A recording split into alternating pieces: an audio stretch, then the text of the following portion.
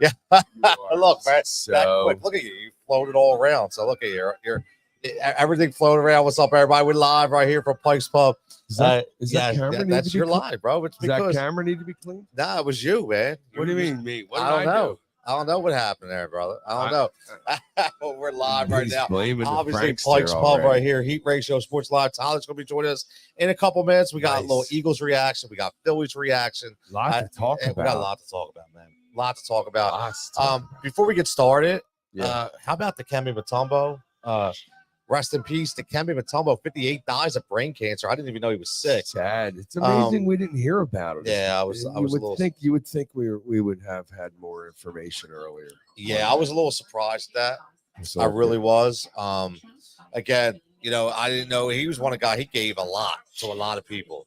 You know, all the time. He gave was a lot to a lot definitely of people. an ambassador. Yes. You know, especially for his home country. He used to go back and he gave a lot. He did. To where he was raised. He did. Yeah, he really, really did. His son came out with a really good message.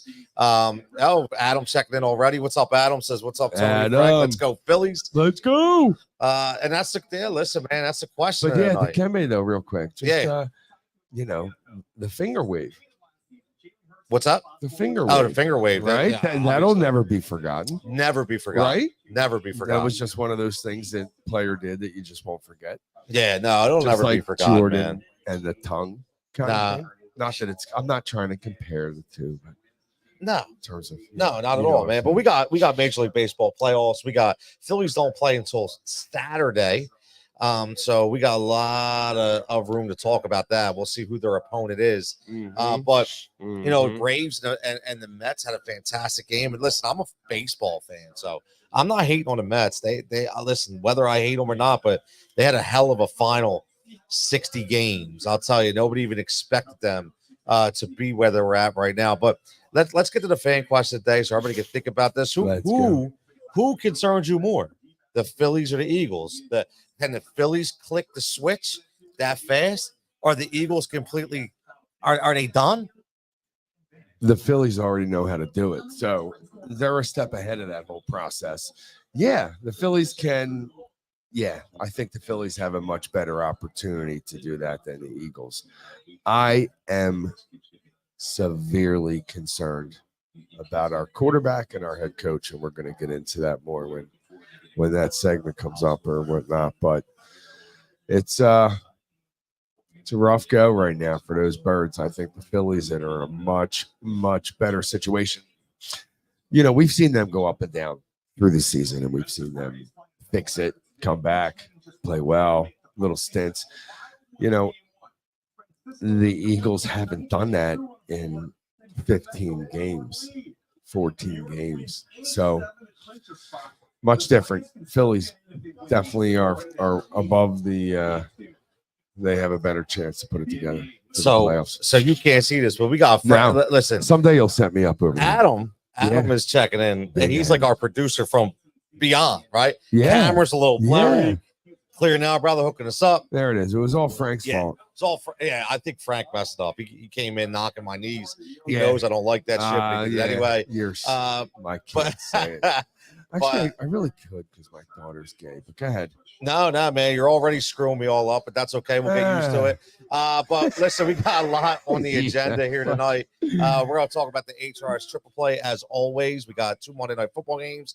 I'm probably going to bet on one of them, not the other, because I'm not sure what's going to go on that Miami game. We got Tyler Mroz checking in about 5 minutes. I see him right now. He's not on camera yet. When he joins, we'll join him in the program, talk a little Phillies. Look, he's just super clear right now. And we're gonna get Dave Gloeckner in at the final hour, talk a little NFL from Sirius XM. How about one of my co-hosts? Man, a lot of stuff, injuries to talk about. That's such a shame. It is. It sucks. It's part of the game, but you know, it happens. It happens. But the thing about that one was just freak injury. Right, that was a freak injury, which really sucks. And by the way, make sure you're following us live on YouTube, the Heat Ratio Sports YouTube page. If you want to call in, the Let's go. Link is right there. Calls. Let's go. Yeah, start some debates. Let's go raise some eyebrows. Let's go. Yeah, Get some calls. How about a very, call very or two simple. out You there? don't need a camera. Let's go, guys. All you need is a phone, man. That's all you it, need is a phone. dude. You click on the That's link and it. boom, we get you on the air. Done. You can ask away. Yeah. I don't know if we're gonna have our resident I don't know. commenter. That was interesting last week. What's to say, to say the least. Yeah. But again, let's talk some Phillies, man. We're gonna bring Tyler in, and we're gonna talk a little Phillies, man. We're gonna talk a little Phillies. My man Tyler coming in. Come on, baby, let's go. There he. Oh, I just removed. There he is. There we go. What's going on, brother? What up, T? All right, you guys doing? Good. How are you? You know, it's a good atmosphere here at Pike's Ball. We got some music going. We got the TVs going. People enjoying happy hour, enjoying, complaining about the podcast, even though it's not a podcast. We can call it a podcast. Really not a podcast, but we'll get them into the tech now. We'll get them to understand what it is. What is it? It's called a simulcast. A simulcast. Yeah, podcast is getting behind a microphone. Like that guy who said we talk in our mom's basement. That's guy? a podcast. We don't do podcasts. That stuck with you. Yeah, Tyler, this comment this guy made last week stuck with him heavily. Dude has no idea. Yeah, zero freaking clue. Zero clue. And you know what? That's okay, though. Tyler's like you. They have no idea how much time you guys put into this behind the scenes. That's okay. They have no clue. They think you just wake up in the morning, you flip up a light in the basement, you pop on a microphone, and talk. Every now and again, you might think they might say to themselves, "Hey, man, shit, these guys know a lot of stuff. Listen to what they're spewing." I used to say it too. I used to say, "Yo, these guys on the radio don't know nothing." Right? I used to say the same thing. I'm not gonna lie. Right. But then I got into it. I was like, all right, this is a little more work than I thought. I'm sweating my ass off at the time doing these shows. Right. But Tyler, man, did you watch that game? Did you watch the Braves game and the Mets game? The game of the year so far. That was just insane. It was like 3-0, and then a 6-run 8th inning, and then the Braves strike back, and then the Mets immediately come right back. It was just an awesome game from a baseball fan's perspective. Yeah. It was, man. I think the gods were with us because they know the Phillies sucked all weekend and the Eagles sucked. So they figured, you know what? We need to get some kind of product we can actually watch. And hopefully our players are watching. But, it was a great game. But what do you think going ahead, man? Before we even get into this, but, Saturday we're going to play. Really don't know when yet. But what do you think? Do you think the Phillies can flip the switch that quick and just go to Red October mode? I think so. And when you look back at from 2022, they were kind of streaky. They weren't really going to be like this super hot team going into the playoffs. And they still ended up playing well. So I think with that environment, with the year they had, I think they're going to come out swinging. I definitely, no matter who they play, I think they're going to win in 3 to 4 games.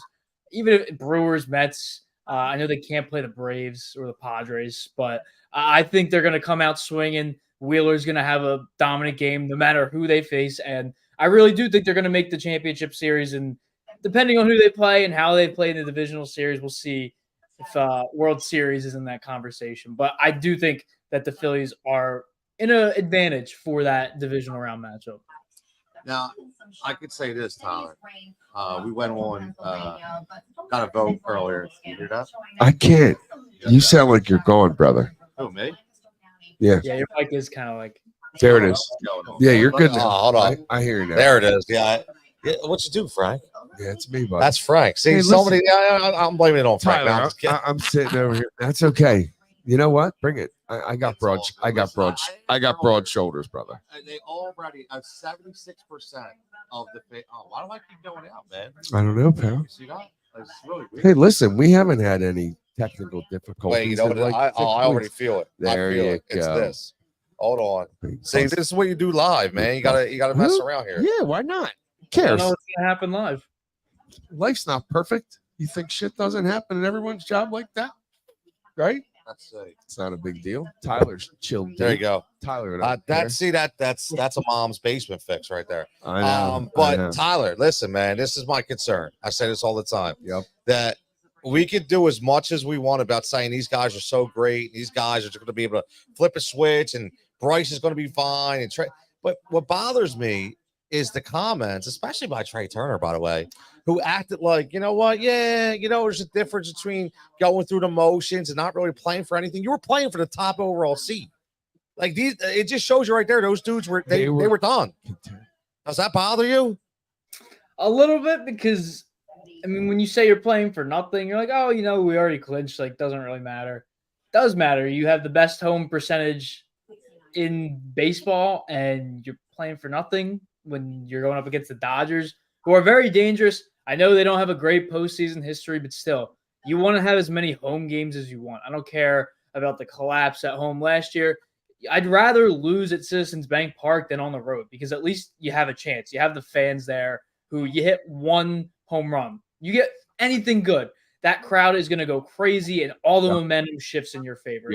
There's very little ballparks where that can happen. Maybe Yankee Stadium, maybe Citi Field. I don't know. But just having that advantage, and I still get you get a bye. So the odds of the Dodgers actually being in the championship series the last 2 years, they haven't made it, and they've been the one or two seeds. So I guess there's that argument, but I still think that a little concerning that you're not playing for anything when you're still trying to get that top spot. So tiny bit concerned. I don't think it's anything to be blown out of proportion, but it's definitely something I would definitely keep an eye on. See, I think it's a concern, Frank. I think it's a big concern. I mean, maybe sometimes, and I don't know that we understand this all the time, and I used to think this to myself watching interviews on the couch. You can't get every interview right, and you can't get the words right every time they ask you a question. So as much as you are trying to whether sidestep or answer it directly, you're still going to have answers that come out of your mouth because it's on the spot that aren't particularly the way you would have liked to have worded them. So sometimes I think it's like, oh my God, we make a big deal out of this. Maybe he just didn't say it the way he actually meant it. The words came out, and he gets home in his car, or he gets in his car to go home. He's like, I should have said that differently. But, I don't know if I agree with that. I don't know. Not when you're a 30-year-old professional. Maybe when you're a rookie, you don't know. Listen, man, I'm sorry. You make $300 million. I'm holding you at a higher standard. Well, guess what? Right? Sometimes when I'm on an appointment, I say the wrong thing at the wrong time, and maybe he just worded it wrong. And that's our job. Come on. I don't think so. So he should have just Tyler. Should he have just taken that route of we're going to be fine, we're going to be everything, and that's that? Is that how he should have been? Yeah, I would go that way. But I mean, like you said, nobody's perfect. People make mistakes. So, look at that. She skirted. Special delivery. Sorry, Todd. We just had a special delivery. My wife man. just stopped by. Yeah, we just had a special delivery. That's nice, man. You know what it reminds you of? Remember, you watch King of Queens? Yes. Remember when Doug's out like in the wintertime? Yes. And the couple's like, oh, look, well, got me some soup. And he's like, hey, hon, I would like some soup. And she's painting her nails like gay good luck. Yeah, okay. The picture. So you got the got the church woman there. All right, I like that. I like that. David Burns checking in from Cedar Hill, Texas. How is Texas, David? DB. Man, I know you're a Texan fan. What has Texas got for us? Wait, David, we got to know. Are you a Texans fan or a Cowboys fan? Because that's going to be the important factor when we have this conversation. Yeah. How we're going to treat them. Yeah. Listen, man. See you, Bubba. Have a good night, my man. As always. Thank you. As always. Wings to go. That. Wings to go. Tommy. Look at that. I like it. Man. I like it. Have a good night. We're shaking hands and kissing babies here. Why not? Like we always are. Hey, listen. Having a good fun. Oh, look, he says Dolphins fan. We are an interactive show, are we not? Yes, we are. That's what it's all about. That's why it's on a podcast. That's it, dude. People understand what a podcast is, a script. Guys are walking out. We're saying goodbye. We're in a spot where everyone, this is cheers here, basically. Yeah, exactly. Let's get back to Tyler. Yeah, let's get back to Tyler. Tyler, let me ask you this. Besides Zach Wheeler, I know we've talked about this before, but we need to rehash it a little bit because I think he's the only pitcher you can trust right now. I'm seriously easy because everybody's just quick to put Christopher Sanchez in that mix. Christopher Sanchez has not been battle tested yet, right? Like we can say what we want, but he's not been battle tested yet. He's going to be. We just don't know. Are you that sure? I am. I'm not. Tyler, are you that sure that Christopher Sanchez is going to be fine? I think so. I think especially with how Ranger Suarez has been, I think he's going to step it up even more. I wouldn't be surprised if he's the second best pitcher in this postseason for the Phillies. I definitely think he should get. I like it.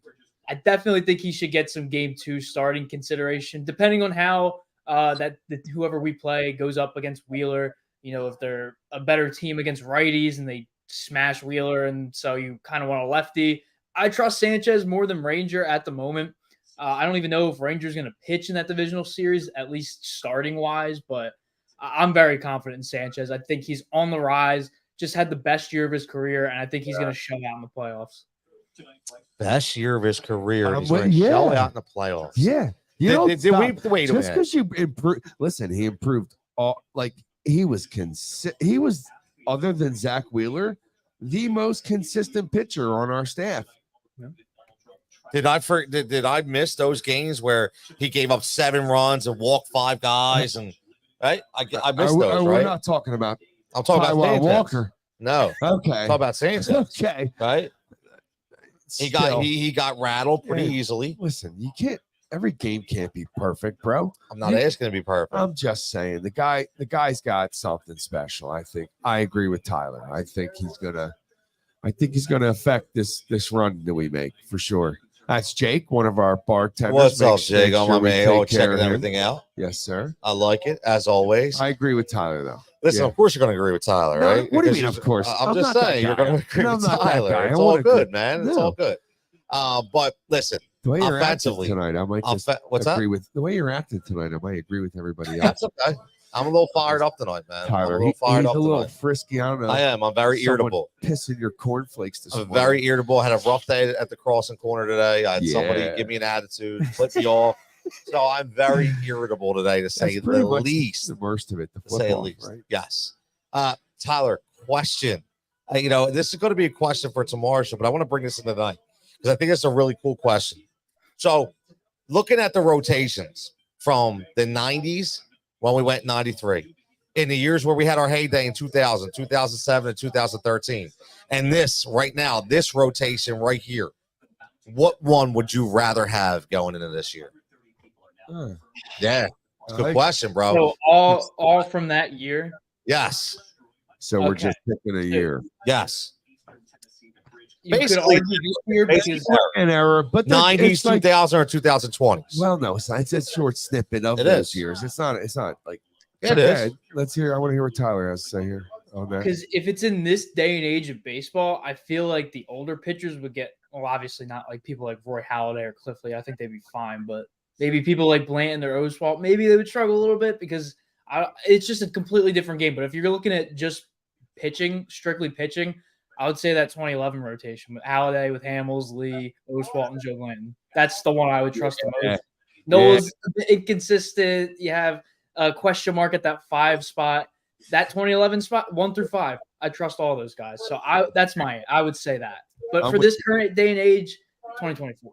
But if it's just in general, 2011. So just as you're talking about Ranger Yes. a little bit, he's 1-1 with a 1.93 with 19 strikeouts in 4 appearances in 23 in last year. So he can. Is that the Ranger we're seeing, though? I don't know. Did we not talk about his speed and lack of? I'll give you that. You were on it. Like weeks ago. Yeah, you were on it. You And talked about his velo being down. I don't think it's changed much, but playoffs. I will tell you this: atmospheres make it different. There were times where there were 10,000 people in the stands, or not, and 500. And it's a difference in terms of energy. Like when there was a lot of people there in a game where I was pitching down a floor or something, like, you get more energy. It brings you juice, and it does, it adds, an extra break to a curveball on that pitch because you get to a point where you're so focused. But ultimately, yeah, I think we're going to be fine. I think Tyler's right. It seems like we'll be fine in the playoffs. I just worry about, and Tyler, you tell me what you think about this. I worry about Rob Thompson never going with his gut and always sticking to the damn original plan that we've all watched happen over and over that wasn't successful. What do you think of that? Yeah, I agree with that. I'm a little bit concerned. I mean, anytime I've criticized Rob this year with the batting, at least, or I'm like, oh, why are you pinch hitting for Rojas? He's got 2 hits already, and he brings in Cal Stevenson, and then Cal Stevenson gets an RBI hit. So you look in the past, the Wheeler. I will always go back to Wheeler in the World Series. He's at 77 pitches, and you bring in the lefty because you want the lefty-lefty matchup, and 3 home run season's over. I will always go back to that. And then a gut consistent thing, right? winning Kimbrel last year. There's just that one thing you hold over him in the postseason that's pretty much cost the team the entire season. So a little concerned with that. I trust him, but there's just some things that are. And they're the things I think that make the difference between good managers and great managers, right? Everybody today is using analytics more than almost anything else. We don't see a lot of the small ball that we used to see. I can't believe every guy in baseball, when there's a shift, doesn't just lay a bunt down third base and take the hit for his average. I never understood that. Never got it. But I think you'll agree, Tyler. It's gonna be a really exciting postseason. And what do you now? I don't want to have to make him answer questions for why not? For his future picks and stuff, but do you see us getting to the World Series? Do you see us getting past the National League pennant? You look at the current landscape, really the only two teams that scare me, this may come as a little bit of a shock, are the two teams that are playing right now. It's the Braves and the Mets. Just because the Braves, the roles are reversed. They're the underdog. We're the favorite. It's been the complete opposite the past two seasons. So I don't know if maybe they'll underestimate them. I don't know, but a little concerning. And the Mets, we recently played them. They beat us in a 4-game series. They won 3 of the 4. So a little concerned with them. They had the huge win today. Francisco Lindor, a little banged up, but he's still as hot as ever. This is probably his best year of his career. So a little concern there. And you've seen their pitching staff shut the Phillies down. So not concerned with the Brewers too much. I don't think their offense is good enough to get to the World Series. And the Dodgers, they have Dave Roberts. They do have Shohei Ohtani, but still. He said they have Dave Roberts. That was that. They do. The only time they've made it, besides the 2018 World Series, was 2020 when they won it and COVID year. So a little bit of an asterisk on that. I don't really. And Freddie Freeman and Mookie Betts don't show up in the big games for them. They don't. You're on point with They that. really don't. For sure. Freddie Freeman historically hasn't really. Has he? Done well. I'd have to look it up, to be I honest with you. I don't know. But I will say that that I'm afraid of the Mets. I'm concerned. You know why? Yes, because know who they remind me of? Of the two teams of the Mets and the Braves, it's definitely the Mets. Remind me of the Giants. For sure. Right? Of the year with Cody Ross. And they had Hunter Pence. The Cardinals. Hunter Pence. Right? Every time they're the hot team. We were the hot team. Right? We have to remember that. We were the hot team. So that's a concern. When you're facing a hot team, man, can you flip that switch? That is a major concern to me, man. It really is. I don't care how many times these guys have been in it. Listen, hold on, real fast. I'm gonna play devil's advocate for everybody that says, "Oh, they can flip the switch. It's okay. It's okay. They're professionals. They've been here before." Okay, well, they've been here before. Why the freak did they lose 2 out of 3 to the Nationals? Okay, if they're professionals, they should have won 2 out of 3, not lost 2 out of 3. Right, so listen. That shows me that no matter how professional they are, they didn't have it. It has nothing to do with professionalism. What? Nothing. It does. It has a lot to do with it. It has zero. I disagree. Fully disagree. Professionalism is just carrying yourself the right way between games. And on the field. But on the field, you've done the same thing every day for the last forever. Never change. Forever. Never change. Rarely. Screw it. I suck. Just keep doing the same thing. I suck. Right? I'm just saying, man. Like everybody just thinks it's roses around here. You are such an angry That's Smurf true, tonight, man. Dude. Everybody thinks it's roses around here. Grumpy Sorry, Smurf I'm tonight. not. Yeah, it's the truth. I'm gonna ride that all the way to the end of the show. Yeah, you'll just say, listen, I hope we're there. I do, but I'm not feeling good. Simple as that. Nah, I'm not feeling fine. good. We're gonna be fine. Okay. We're going to be fine. Tyler, we're going to be fine. What would we be saying about the Eagles? We're going to be fine if we got a bye. We're good. Who do we want to win the game? Well, we're good. We're good. The Eagles are good. Yeah, they're good. Food's checking in. That was Foods. What's up, Foods? Checking in as always. Good friend of the program. What up? Adam wants to ask. He says, "Do you like the shift or the runner in extra innings?" Interesting question there, man. I don't. What about you, Frank? I don't like the rule about taking that shift away. Right? When's that occurred? This year that happened with the shift? You can't shift anymore? Right? So I think it's horrible. I think just let them do what they want. Make the offense change. Make the offense adjust. There's nothing wrong with it. I don't like it per se. But why should you stop someone who one day came up with a genius idea to move his fielders? There's no rules as to where you can put them. Why is that a problem? You know why? Because they want like, offense. They want exciting plays. You know how that works. So, I don't agree with it, but it's true. It's about ratings. 100%, man. That's most of our goddamn life. Yeah. In every goddamn facet. Yep. But just like football. Yeah. Just like football. What do you think, Tyler? I see why they do it. I mean, I can't stand the shift personally because if I'm playing MLB The Show and I have 99 overall Ryan Howard up and I got 5 guys on the right side of the field and I hit a single, which should be it's a ground out. And so I don't know. I don't like it when you stack guys to make it impossible. I mean, it's good because let me ask you this, Tyler. Would you fault any defensive coordinator in the NFL that came up with something that was able, no matter what he did, could stop a play? No, not at all. I guess like playing offense is annoying. It definitely, it definitely takes away from the game. I just wish if guys took that stance, like I was saying, put the damn bunt down. If you did that, if 1 out of 3 guys did that, the shift would stop. If the whole tone of hitting changed when the shift went on, and every guy said, you know what, we're going to take that bunt down third base, the shift would stop, but nobody's willing to do that. It would stop. It would stop. It would stop. There's a way to stop it, and the players can do it. Okay. But they don't. Why don't they? They're too masculine. They're too worried about masculinity and getting a hit. Okay. Their pride. So their stats. It's pride. It's all about stats. It's pride, masculinity. No, if it was about stats, you don't like that, huh? No, what I'm saying is about stats. I want to get a hit. If it was about stats, they put the bunt down. It's not necessarily. It's an automatic. I ran a slow ass 40. I'm a 4.8 40. Okay. You think you can beat it out? Every time I put that sucker down there. I never know, man. At first. You never know. Just saying. There's nobody there. Is this true right here? Adam says the Mets and the Phillies never played each other in a playoff series. That's interesting. I don't think they. Off the top of my head, that is very, very telling. If that's that true. Is pretty. That's crazy. Very interesting. I'm curious about that. And if that's true, man, we're changing the landscape this year in the playoffs because it definitely looks like that's where we're going to be 100% again. Heat Ratio Sports, Heat Ratio Live, right here, broadcasted live from Pike's Pub, Southampton, PA, 455 2nd Street, Pike. Get down. We're going to be Monday Night Football. Tyler, we got a doubleheader again. Yeah. Listen, let's change course a little bit.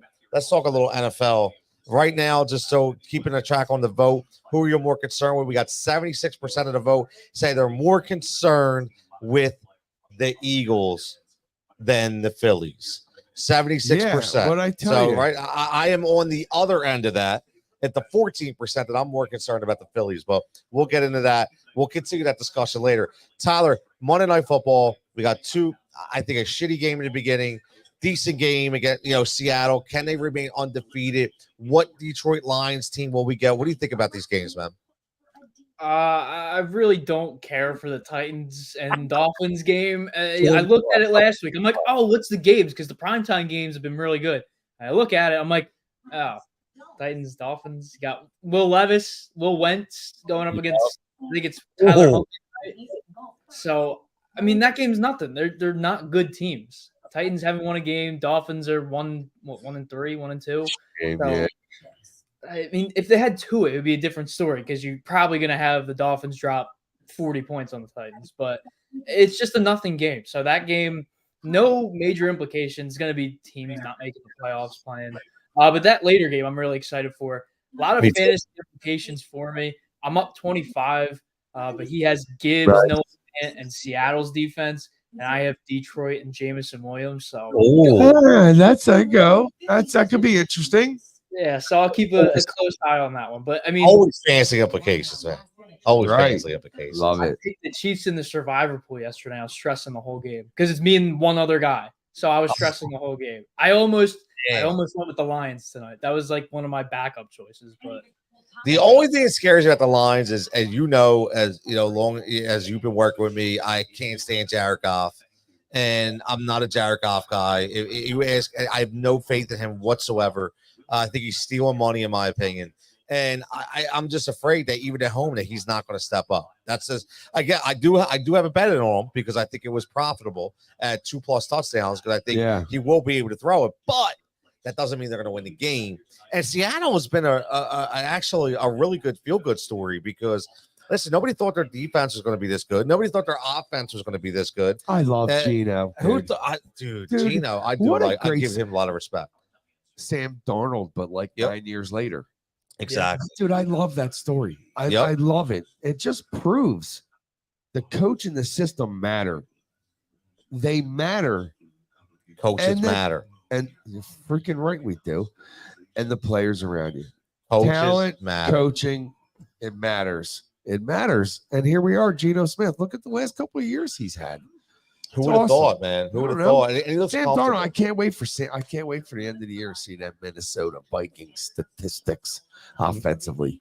What do you see? They're going to be in the top 5 total offensive. Remember, they still don't even have Hawkinson back yet. No. He's going to be back week 7, week 8. They get a Pro Bowl tight end back in that offense. And I love it. You know, it's like, you know. And here we you are. Laugh like I love it. I'm saying that because I'm a football fan. I'm a purist. Me too. I'm not the guy that I listen to these people and they say shit. They watch at the bar. They don't know football. They just cheer and boo when everybody else does. It's fandom. But which is fine. It is. We all have our thing. Oh, it's cool. Right? It's you gotta have a little fandom, just, right? I'm just deep into.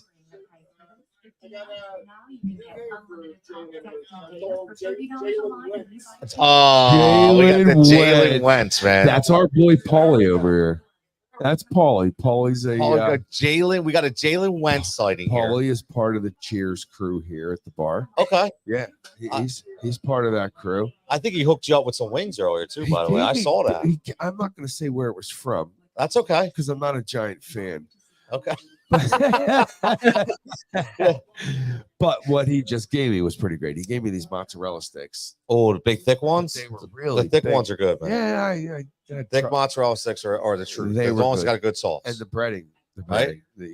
As long as they got a good sauce, the breading and how they fried it was perfect. How about you, Ty? You're a mozz stick guy. I'm a huge. I love cheese, so mozzarella sticks, so good. Throw a bar snack.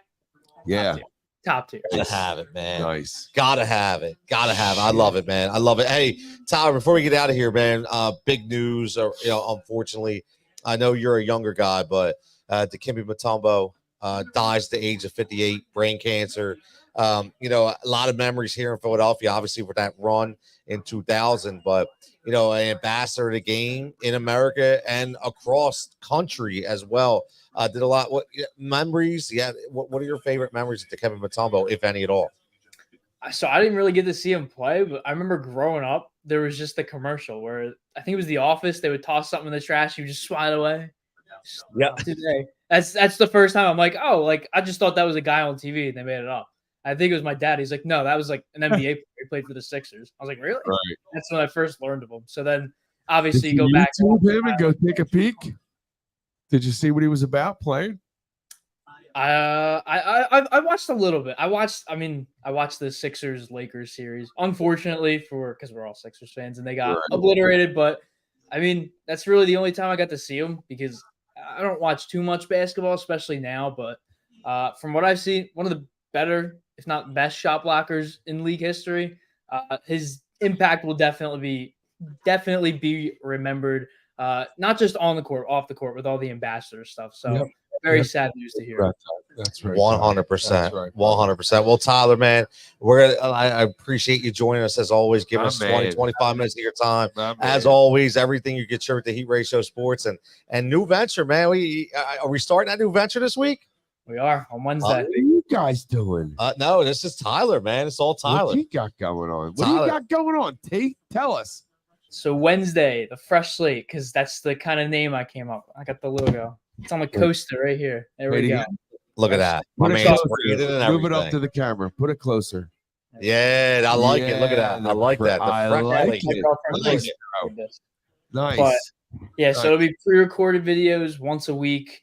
It's kind of like a back to school thing where it's like different classes. So for example, like math classes will be like the best stats from the week. So I'll probably be talking about Baker Mayfield, honestly, because he had a terrific week.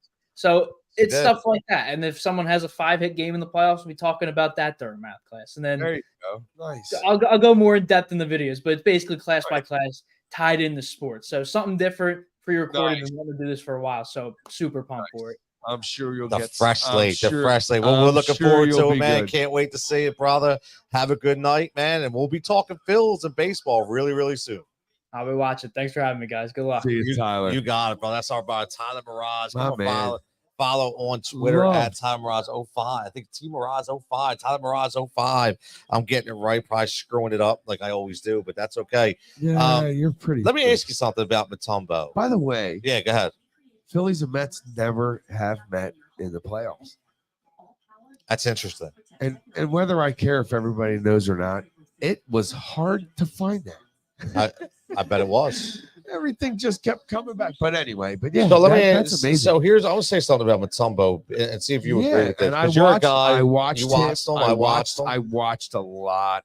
I will this year as well. I watched a lot of basketball. Hawks, Nuggets, Yeah. Sixers, obviously. Yeah. And I think that the sad part is, in my opinion, from Mutombo, is I think when he came here, we expected old. so much. He was older.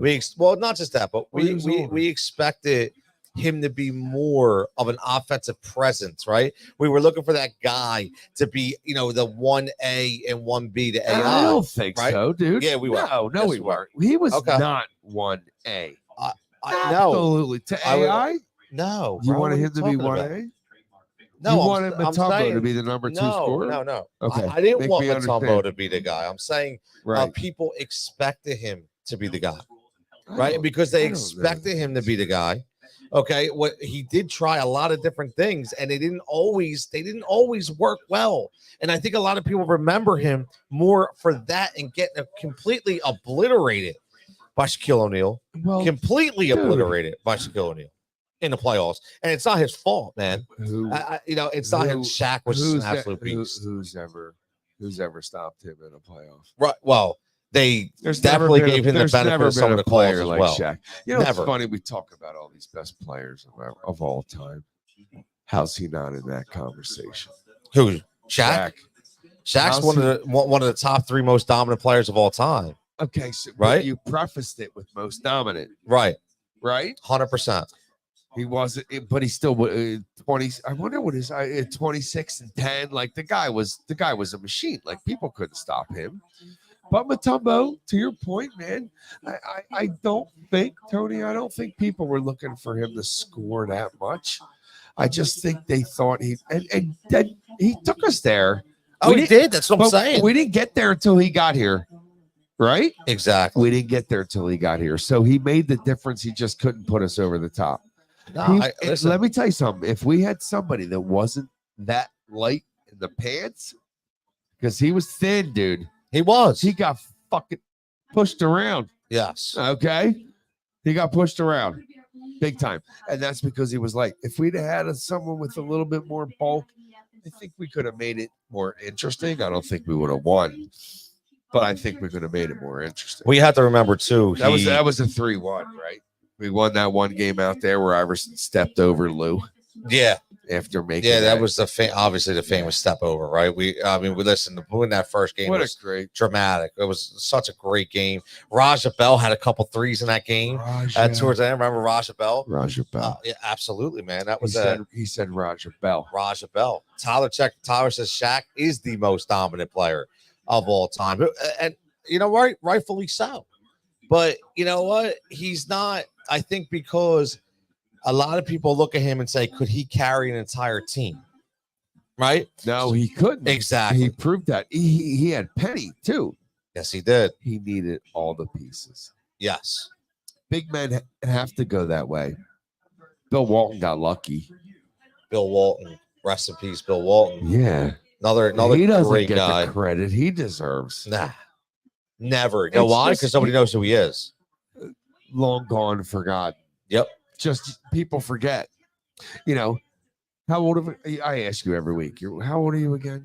46. 46. So you go back to remembering things from probably for your first time remembering players, maybe 1982, 83. somewhere in there. Yeah, like probably I say more like 85. Okay, so people tend to just forget. We just forget, And they don't go back. That's the Right. problem. Nobody wants to go back. and they don't. They just don't bring. They bring the top 1 or 2 players from an era and compare them instead of 10. It's all And about say- the now.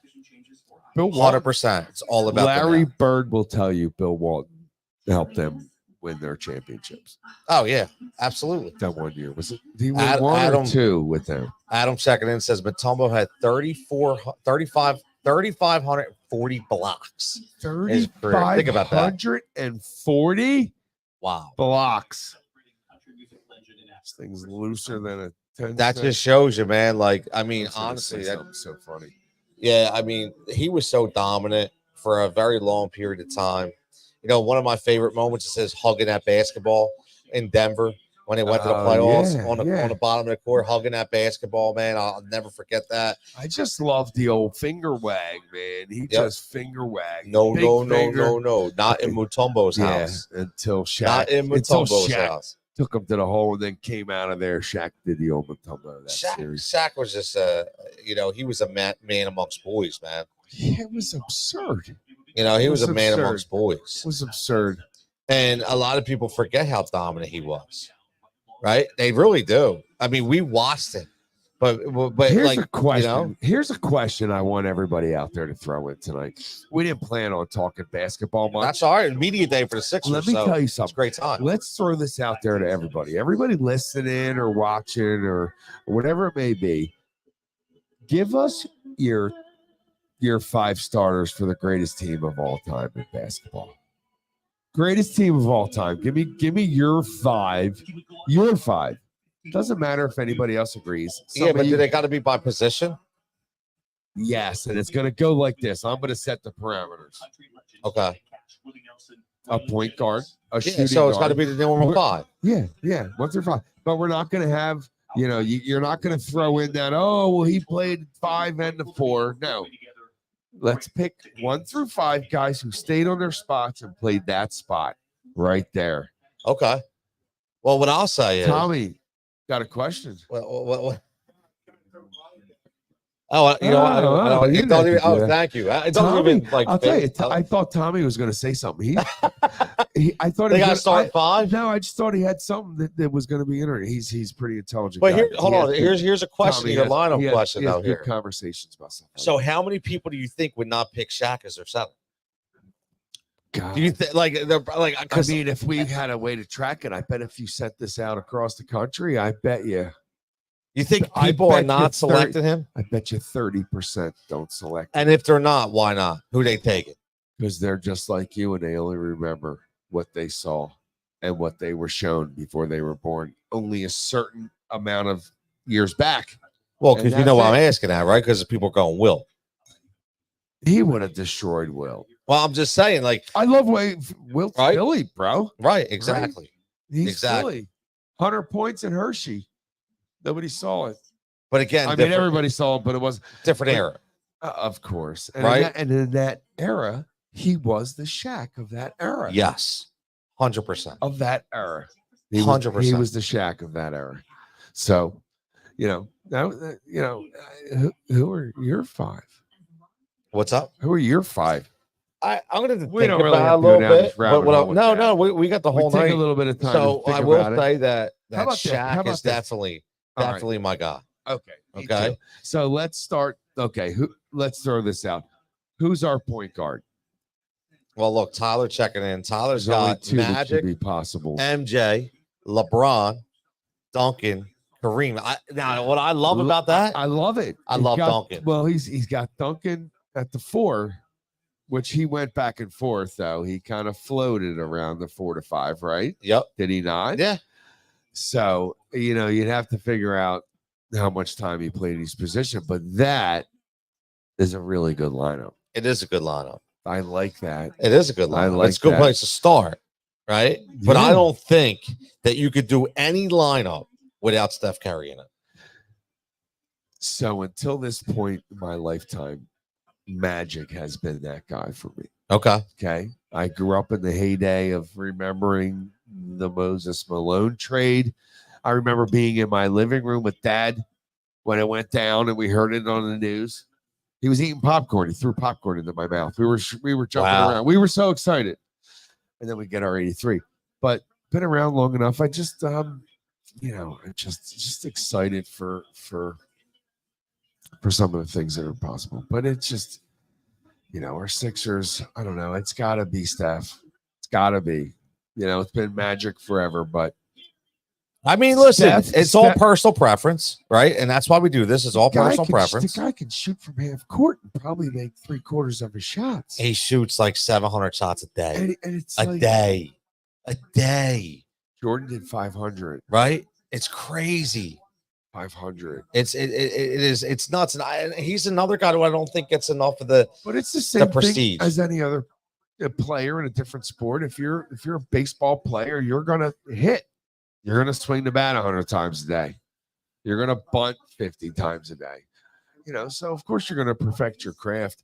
But then again, there were guys, and you've seen or heard Michael Jordan specials where he's like, dudes come in and they get there just on time and they do the minimum. They do the minimum. I don't understand it. Adam checking in says Kobe, yeah, MJ, yeah, Olajuwon, Walton, and Chamberlain. There's a 5. Wow. There's a 5. That's pretty cool. I like that. This is what it's all about. I'm all for it. So I like it. Man. See, that's what happens. Like, that is a cool lineup. Because Kobe's got to be in your lineup, man. How's he not? He has to be in there. Okay. He embodies the actual. He should be the replacement of the NBA logo. Can I just? Okay. He should be. I know. If they're going to replace the NBA logo, it should be Kobe Bryant. With that one. Okay. How could it not be Jordan in that air? Because how could it not he be? Left and came back. Stop. I'm serious. Who cares? It matters. Does it? It does. Yes. Really? I think it does. Came back and won 3 more. You're right. And guess what? Stop it. If he would have stayed here, he would have won 8. Anthony. Right? Rudy Tomjanovich should send him a Christmas card because he would have never won 2. Okay? He would have never won 2 in Houston if Michael didn't leave. Very simple. Okay? I don't disagree. Right? And he probably would have had 7 or 8. Right? How many years did he leave for? 3 or 2? 2. 2 years. 2 years. Yep. 94 and 95. Gotcha. Came back at the end of 95 with the new number 45 in honor of his brother Larry. Is that what that was? Yes, that was his brother Larry. No shit. I'm a huge Jordan guy. I can tell you everything about it. I'm so glad you told me that because I never knew that. And it always bothered me. That's why. It bothered me. And now again, it makes sense. All the speculation about why he left the game. We can get into that another day. Yeah. I don't think it was really to play baseball. I think it was, his dad. Remember his dad got murdered dude. And I think a lot of it had to do with gambling. That's a Michael Jordan. That's the sad part about it. But again, that's just all speculation, right? That's just all speculation. Yeah. But yeah, I just can't see where you don't have Shaq, Kobe, and Michael. Those 3 guys got to be in there. They're mine, right there. Yep. Now, yep. This is no hate on LeBron or anything like that, but I'm just looking at it and saying, okay, the other 2 guys I think can be different. A lot of people have different. Going against my rules for the game. Okay. Then I could go Jordan, Kobe, LeBron at the 3. Because you could play him there. Yes. He was that strong and that dominant. Yes. People may think I'm crazy checking in, but he could play at the 3. Yeah. Do you agree with me? I 100% agree. So now all of a sudden, no one's mentioned David Robinson yet. The Admiral. Right. I think because he wasn't flashy. Right? And that's why a lot of people, I was shocked that Tyler brought up Tim Duncan. Dream. I like that. The dream shake. But now we're leaving, now we're leaving Bird off. Yep. Curry's off. It's not easy, man. It's almost impossible. It is. What we should start doing from now on is creating 2 teams to play each other so people can get all the best players in this little dream scenario we create. So instead of, okay, what's your best 5? What's your best 10? Because now you can fit everybody in there. That's true. Now you can, so Like it's like 2 makeup squads. Yes, it's a game. Who's It's a playing? game. Who's playing who? These groups going to play this group because everyone's mixed emotions on certain players here, and the same on the other side. Maybe they play each other. Maybe Larry Bird's on one team. Larry Bird. Who between Bird and Curry? Who's the best shooter of all time? Just pure shooter. Damn, is it Bird or is it Curry? I don't like saying, right. I grew up Larry Bird, dude. I know. I have to say Steph Curry. I think I would have too. to say Steph Curry. I will tell you this though. Nobody made any more bigger shots than Larry Bird. Larry Bird used to talk more shit than anybody in the NBA. And you ask any of these guys, and they made joke about him being the white boy. He used to make jokes to opposing teams. They'd put a white guy on him to guard him, and he'd say something to one of the better players on the team, like, really? You're going to put a white guy on me? That's insulting. But Larry was, they didn't call him Larry Legend for nothing, man. And I grew up during those heydays of him playing those Sixers teams.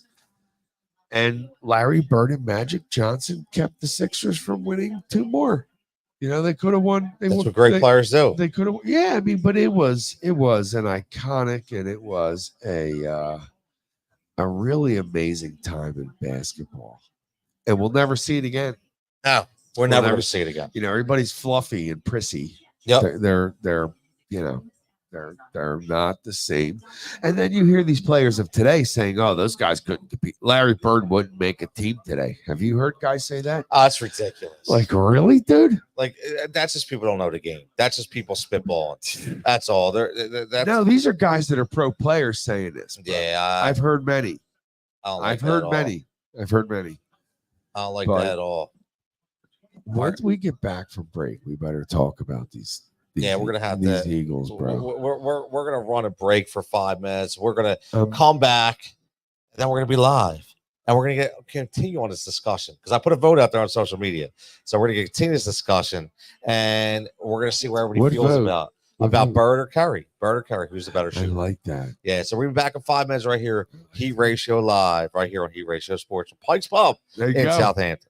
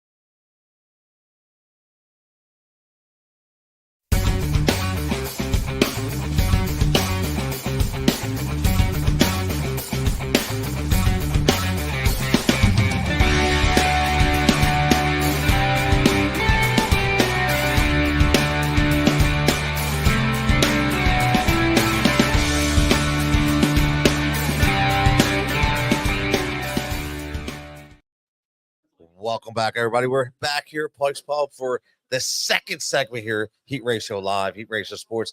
I'm your host, Tony Cutillo. Will be joined back with Frank in a little bit after he gets a little drink, a little wets his whistle a little bit. But some sad news out of baseball, man. Like, we just talked about Dikembe Mutombo passing away, and we were getting into that. And then all of a sudden, boom, breaking news. Pete Rose, Charlie Hustle, 83 years old, has died. Doesn't say how, doesn't say why, doesn't really matter. No, he's gone, right? It's a legend. They say it comes in threes, unfortunately, right? So you got Mutombo, now you got Charlie Hustle, man. You got Pete Rose, and it's going to be interesting to see, if he finally does get in the Hall of Fame. And we're going to talk about that in a little bit. Now, I did not have the opportunity to watch Pete Rose live.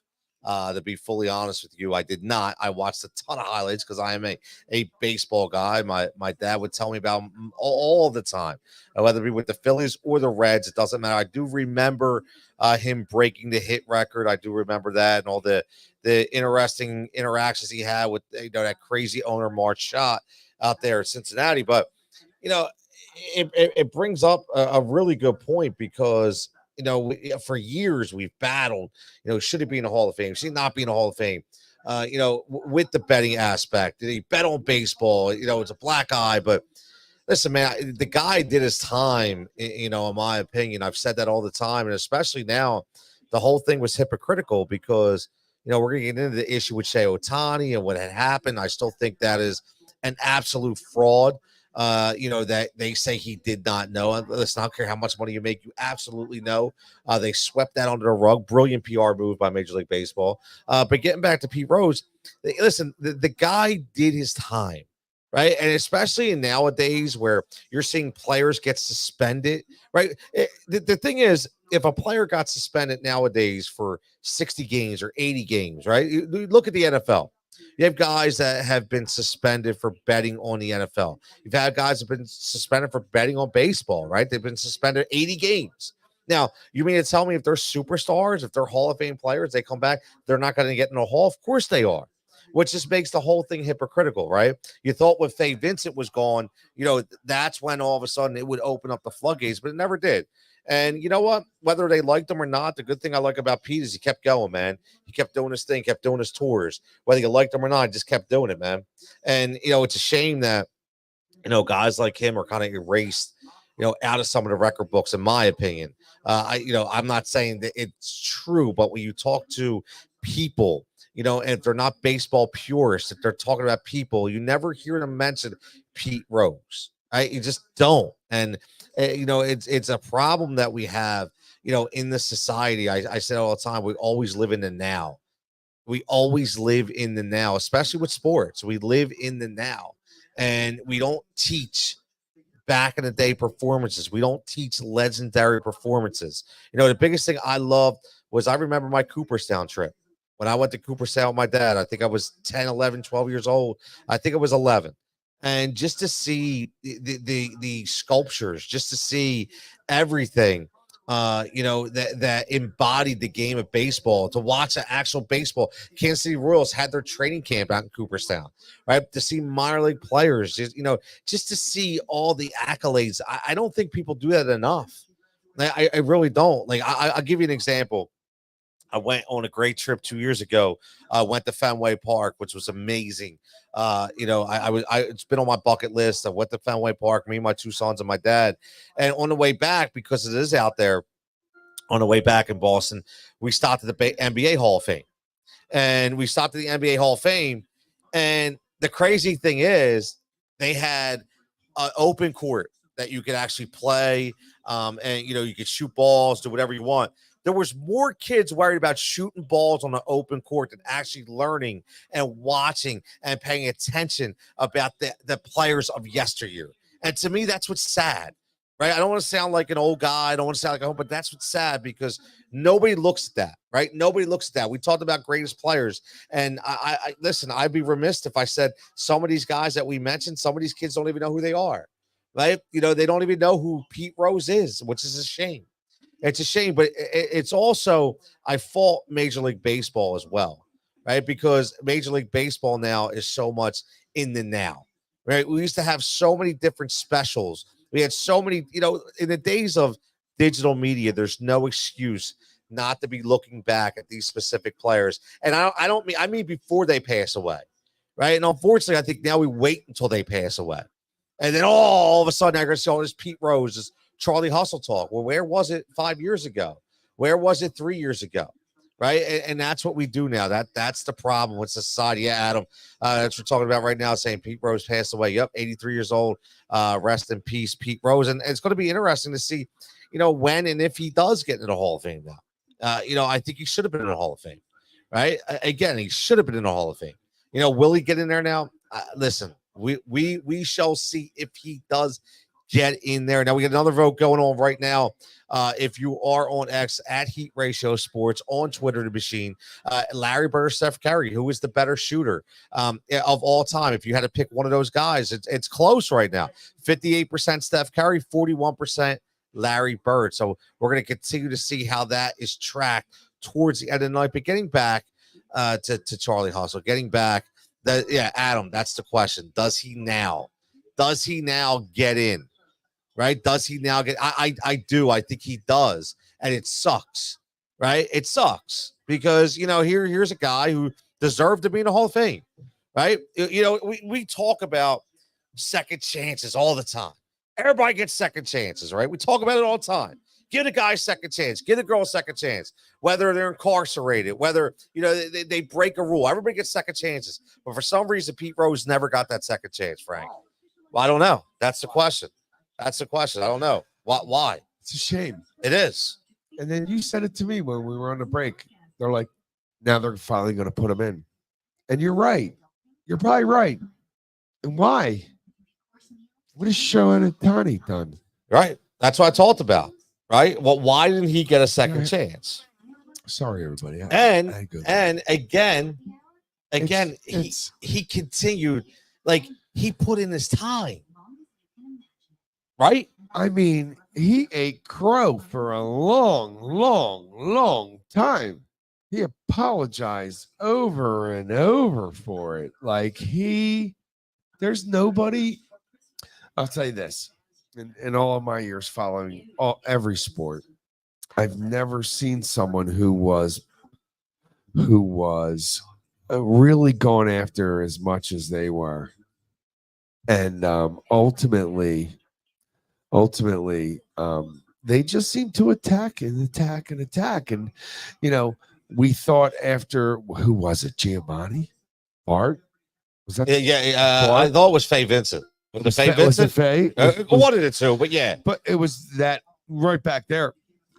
They just did not. I don't know if it was a power trip. I don't know if they were just like, we're going to make the example of this particular guy, the all-time hits king. Right? All these guys, 25 White Sox. What was that year? Yeah. Right? Was 25? Somewhere in there. But it's like, you say Ty Cobb, you don't think gambling first. You just think great baseball player. It's just a shame that, for so long he tried so hard to make sure that he understood he was sorry. But the one thing that was true in all of it is that he always bet on his own team. That was true. Yes. So there should have been something said about that. And I know maybe people out there are saying, oh, no, you should have, they nailed him to the cross. Well, they did. They did.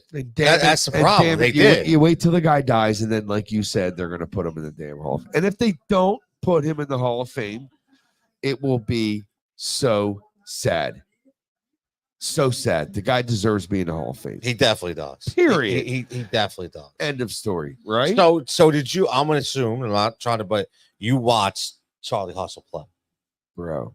He invented the belly flop slide. I always remember the highlights of that. Yeah. The flopping at third base. If he wasn't 30, he didn't play. That's what he used to say. If I didn't get 30, I didn't play hard enough. That's what he used to say. Adam says he gambled on his team, but gambling is huge now, and players get caught betting too. And That is my point. All gambling should be legal unless you're gambling against your team. You should be able to bet against your team now that gambling's legal. That's tough, If man. you bet on your team, you can never throw a game. What are you talking about? If you bet against your team and you're betting on like behind the lines, like behind the scenes, Okay. right? You can throw a game if you bet for the other team. If you're betting only on your team, period, you can only bet on your team to win. Okay. Think about it. I don't know, man. It's a slippery slope. It's legal. Everyone can gamble now, but baseball players and football players, can football players gamble? No. Okay. They play. It's legal everywhere, and they're going to say, okay, well, you guys, you X amount of players, you're not allowed to gamble as adults, just because you play this sport. Yeah, but it's a violation of rule, right? It's a violation of a league of rule. It's of a league rule. Overall, it's more a violation of integrity. If you're betting on other teams, but if you were to bet, any bet you put out, if it was for your team to win, there would never be a reason for someone to play in a different way or give a game away. And then it would be fair. Then you could let people gamble on baseball. That'll never happen. I want people to check in on that because never happen. You're letting it go in one ear and out the other. No, but it'll never happen. Think about it though. I am thinking about it, but it's not going to happen. Oh, okay, but because they can't regulate it. But yes, you can. No, they can't. They can't stay on top of it. There's a way to regulate. If No you way. can regulate the sites that your workers in your business are on, you can regulate the bets that the guys are putting in. Stop it. It's too big, man. Stop. It's too big. Stop. I'm not going to because I know it's too big. I work in an industry. It's too big. I know you do, and I'll it's tell you, way too when big. I listen to you, It's a shame. when we're not here, and I mean, listen to you, I'm very impressed with what. No, I'm not saying for that. No, but I just see the money that is invested into these gambling sites, the revenue that comes in. Listen, I was what the does first. that have to do with what we're talking about? What do you mean? Because it's so widespread, you can't regulate it. Yes, you can. Every Okay. key freaking stroke out of the computer can Okay. be regulated. All right, right? if you say so. I disagree. I'm going to disagree. You're an IT guy. Are you telling me you can't tell? I'm going to disagree. Okay, so we create an app for baseball, football, basketball players. That's their own app through the NBA. You can bet on your team only. Here it is. You want to put a bet in, you can bet on your team. I don't know why you would want to allow them to bet on their team. Why not? They're just It doesn't make any sense. No, but you're allowing them to gamble the way the rest of the rest of the world can. The rest of our country can. Yeah, but you They have a can't- code. I You like have this. You rules. keep arguing with me about You it. have regulations. Of course you right? do. You have a players union that has a contract But what that's does in the that- contract. Right? Okay. Not going to happen. It's not going to happen. What do you say? Tommy, go ahead. Exactly. Exactly. That's what I'm saying. Tommy goes, let your Yeah, and it's Shohei Ohtani and you'll be situation. fine. So there you go. Absolutely. Which again And meanwhile, got swept under the rug. where is the talk about it? It's not. Tommy, good comment, buddy. Where's the talk about it? It's a great Nope. PR move by the Dodgers. What do you mean? It's a great PR move. It's Think sad. about it. It's sad. It is sad. The I whole agree. thing is sad. I agree. I do. The I'm just fact saying that this man has more talent than most players we've seen in the last 30 years. That's all they care about. that is all they care about. And then Pete Rose dies. He's still not in the Hall of Fame. Think about the pieces of poop Well, think about right 50-50. that run all this shit and do this to these people and players. And then this guy's out here just got caught. How much money did he caught? 200,000? No, millions. Millions. He say he didn't know it was Okay. missing. He had no idea. I don't care how rich you are. He's You don't got a- know that kind of money's missing. Dude, he's got an app on his phone like you and I do with Of his course bank he account. does. Are you shitting me? Of course he does. It's sad, dude. But see, here's my It's question. sad, Tony. So my question is that you sit here and you watch that you have Shohei Ohtani, Yeah. 50-50. He's Crazy. They want to make him the Invented. ambassador of baseball. Okay. So they sweep it under the rug because again, it's good for the game. Just like they did with Barry Bonds, just like they did with McGuire, just like there was because it was good for the game. because it was good for the game. The steroid era was good for the ironically game. back then they did. Right. They did. Right. It wasn't, was good it for wasn't the game. until 15 years later, 10 years later that they started really It talking. revitalized the game. Agreed. Right. It So did. Bud Selig allowed that to happen. And Bud Selig lined his pockets with all that revenue. And that guy's in the Hall of Fame. But they're not going to put Bud Selig's in the Hall of Fame. But they're not going to put Barry Bonds in. They're going to put McGuire. They're going to put Sosa in. Listen, I'm not saying. Listen, I will argue with anybody that are blue in the face. I am a Barry Bonds guy. He should be in the Hall of Fame. Me too. I don't care what anybody says. Argue with me all day long. Best hitter, all day long. Best hitter. Don't matter. Best hitter ever to play the game. Best ever. Best hitter to ever play the game. And not only that, he wasn't so bad in the outfield. And people tend to forget how he played. People tend to forget how good he was. Rich says Selig turned a blind eye to it. 100%, man. He turned a blind eye to it. And again, just like this Ohtani thing. Not Selig. Bud Selig turned a blind eye to the steroid use. Well, they weren't testing quite as much back then. It wasn't so like we didn't see guys trying to get jacked to hit home runs. Oh, he knew. Right. Well, he knew. Canseco and McGuire, as the Bash brothers, were the first pair of guys that were lifting for strength to hit home runs. Maybe Reggie Jackson might be good name. Could come before them because he was pretty thick. He was. He was strong. Mr. October. Yeah. Yeah. One season makes Reggie. Mr. October. Yeah. Now here's Adam says, you think anybody will ever beat the home run record? No. Was it 82? No. 82, 80, 763. Oh, that one, the overall? Never. They don't play long enough. No. I mean, honestly, I'm not saying the players are good. They don't play long enough. Well, you think about the first 10 years of Barry Bonds' career. He didn't put up those same home run numbers. Aaron Judge has been putting those numbers up since day one. He has. So if he will he play long enough? If he does, he's the only one I think that has a chance. In my mind, I would agree. As long as he can stay healthy, right? It's all about health. How long's he been on the shelf this year? Has he been hurt much? No, that's what I'm saying. Like I'm just saying, like staying the test of time as a career. Like we all talk about Mike Trout. No, I get it. Right? He's always hurt. Right. He's always hurt. Exactly. But I don't honestly think that number is so big. I just think that you have to play for so long. I mean, we talked about Pujols at one time. Being able to get to that point. And then all of a sudden, whoosh, that's what happens. Off the cliff. Yes. Gone. That's what happens. Trade it. Right? We forgot about him. Yeah. Plantar fasciitis. Plantar fasciitis. Plantar fasciitis. Fasciitis, whatever the hell you want to call it. I got you. But his feet were the downfall of his career, man. Of the John Ritchie of the Pike show. He could barely even walk. And he was out there playing. I think he was a punati. What's that? I can't say what that is. Oh, okay. But it was a soft guy. Yeah. I don't think so. I think he's a great guy for the game, man. Nah, it doesn't matter. I'm a Pujols guy. I've seen giant dudes be such wimps about playing with pain. A lot of players today don't play with the same pain the guys have in the past. It's just they just don't have the wherewithal, the heart, or the guts and the grit to do it. So you got any Pete Rose moments that you witnessed live that weren't highlights? I was at the 1980 winning game. Were you? And he caught that ball that hit. Oh my God, I'm losing our catcher. Jesus, oh my Lord. Bob Boone, right? Yeah. So Boone like the game's right, like that was one of the biggest games. It was it. Okay. And Bob Boone, it popped out of his glove. Pete Rose was right there, right, like Johnny on the spot. And I remember specifically the horses coming up. We were out in right field.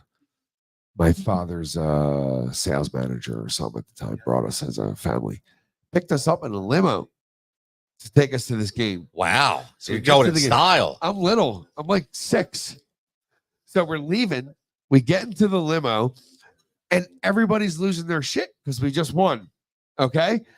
And they are shaking the limo. And apparently, my dad told me years later, he's like, you were scared to death. He's like, you thought people were going to turn the car over, but the excitement of it, And yes, being there, watching the horses come out, watching that last pitch, him throwing his hands up in the air, and then trying to leave Veterans Stadium in the limo. That's one of the things I couldn't tell you. I don't remember much about the rest of the game itself, just that ninth inning. Just that moment. Just those right? few moments. Just those few moments, man. That's usually little. what it is. I was little. That was like my recollection. So I'm going to ask you a question as somebody that's a novice that did not watch him play live. Okay. Philly versus Cincy. What biggest difference, in your opinion, of him in Philly versus him in Cincinnati? He was younger. That's it. That's it? That's it. Same player. Same player. Okay. Don't you think? I don't know. That's why I didn't watch. Like, remember, I'm not. Oh shit! Yeah, I'm not. I'm being honest. Like I He- can watch highlights, but I never sat there and watched the game. was You know. The same player, just older. Okay. Played it just as hard, was just as gritty, was just as much of a leader. He came here and became an instant leader on our team. Instant. Of course, we had guys. We had Mike Schmidt. We had Greg Lazinski. We had Steve Carlton, one of the greatest pitchers ever, who's not spoken. Lefty. Never talked enough about. Another guy. By the Will way. never be the one. He started 28 games one year and threw like 22 of them, like into the complete games. No load management there. You don't need it. Load management's bullshit. Load management. Bullshit. Bullshit. Okay. If you're sore, you stop. If you're not, you go. You just go. Yeah, but it's unfortunately it's the money part of the game, man. Whether you like it or not, it is a part of the game. Oh, it is. It's just like going to basketball games and their load management with like the star players. Yes. You're picking a game that maybe these families pick 2 games to go to. Oh, we're going to go to, back when LeBron was playing in Cleveland. Oh, we're going to go to the Cleveland game. We're going to see LeBron. And then he's sitting out. And you're picking that game specifically to see that player. Yeah. Imagine those people. Well, it sucks. Guys are soft today, bro. Soft. I don't disagree. They just definitely don't disagree. And I know this sounds crazy, and some people might cringe. You're not gonna, because I know they weren't hit as kids. You were not corrected the proper way, and you were able to just go your whole life doing what you wanted to do without the proper correction, and you kind of ran with what you had. And there is a big difference from I'm a Gen Xer. I was the last generation raised by baby boomers. Okay. Okay. And that, they're World War II guys, Vietnam guys. And it's just a different time. You can't do and treat kids the way you did in the past. And that has affected how professional athletes are today. It definitely has. I do agree with that. And they're the structure, the discipline. Look at the prima donna-ness, if that's a word. We can make it a word. Of of receivers in the NFL today. Right? The NFL prima donnas. It's crazy, man. It's like did you see that thing with Brandon Ayuk this week? I did not. Yeah, he threw a temper tantrum because literally threw a 5-year-old temper tantrum because Shanahan told him to get a different color shorts on. He threw his helmet, he stomped like a little kid. Dude, you just got paid $50 million. And that's how you act. It's ridiculous. This is what we've created. It's the parents. It's what we've created, man. Well, it's a shame. Yeah, it is. And it just shows how everything else has gone that direction in all the other aspects of life. But we're not that kind of show. Bro, so get back on track. Rich says lefty, one of the greatest ever, 27 wins. Yes, Rich. So total 53. Yeah. I mean, listen, man. As another guy I never watched live. I was, and that's what I will say. I don't like to comment on guys I've never watched live. I can just say the highlights and I hear about them, right? Right. I was the next era up. Yeah. But from what I hear, this guy was so dominant and so unstoppable. He was ridiculous. And what was his repertoire? How many pitches did he have? 4 pitches. 4. And he threw a heavy fastball. He was a four seam. Yeah, he threw a 4-seam. I'm not mistaken. He only threw a 4-seam. I don't think back then he threw a 2-seam fastball, but you're going back to when I'm little. But he was a slider guy. His arm slot, he wasn't straight over the top. He had an arm slot that was kind of 3/4, 5/8, somewhere in there, but tricky tricky. Very long, very lanky. You know, that's back when you did the old over the head motion with your glove and the wind up. You know, they got rid of that. Yeah, they definitely got with the slide step, It right? happened So you to go with the me. slide step. No, slide steps for when somebody's on. Oh, base. okay. See, That's I'm when not somebody's on base. So a okay. slide step means when a pitcher's in the stretch, Right. right? That just means that a slide step means their front foot towards home plate barely comes off the ground and their weight moves forward faster and they're sliding their step towards home plate faster. That's a Okay. slide step. But what was I saying? Took me off the slide step. Sorry, took it off the slide that's step. Rich okay. said 4 That's pitches, okay. heavy slider, Yep. 4-seam fastball. 4-seam fastball. Right. And again, you know, this is why you know, If I'm again, not mistaken, he threw a split finger as well. really a splitter. I could be wrong. I'm Okay. gonna take a peek.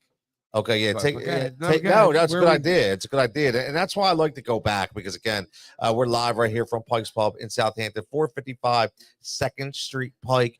Got some sports on the TV. Obviously, we're watching or listening to Tim Kirchin right now on Sports Center talking about Pete Rose. We're watching him in a Phillies uniform. Watch the highlights, which is great atmosphere as always. 455 Guy 2nd was Street, Pike awesome, dude. out here in Southampton, PA. Make sure you're following the Heat Ratio Sports YouTube page at Heat Ratio Sports on all social formats. If you want to call in, you got a comment. There's tons of comments going on right now. But guys, if you want to call in, I'll get you live on the line. What's your favorite? What's your favorite memory of Pete Rose? What is your favorite memory of Pete another Rose? funny memory. that Go popped ahead. in Yeah, my head. let's go. Let's talk. So I'm like 10 or 11, right? Okay. When he came to the Phillies. No, I was like 8 or 9. Anyway, so he gets there. We were playing like small baseball for like Northampton Township. And I tried his belly flop slide, smashed my face and chin into the ground.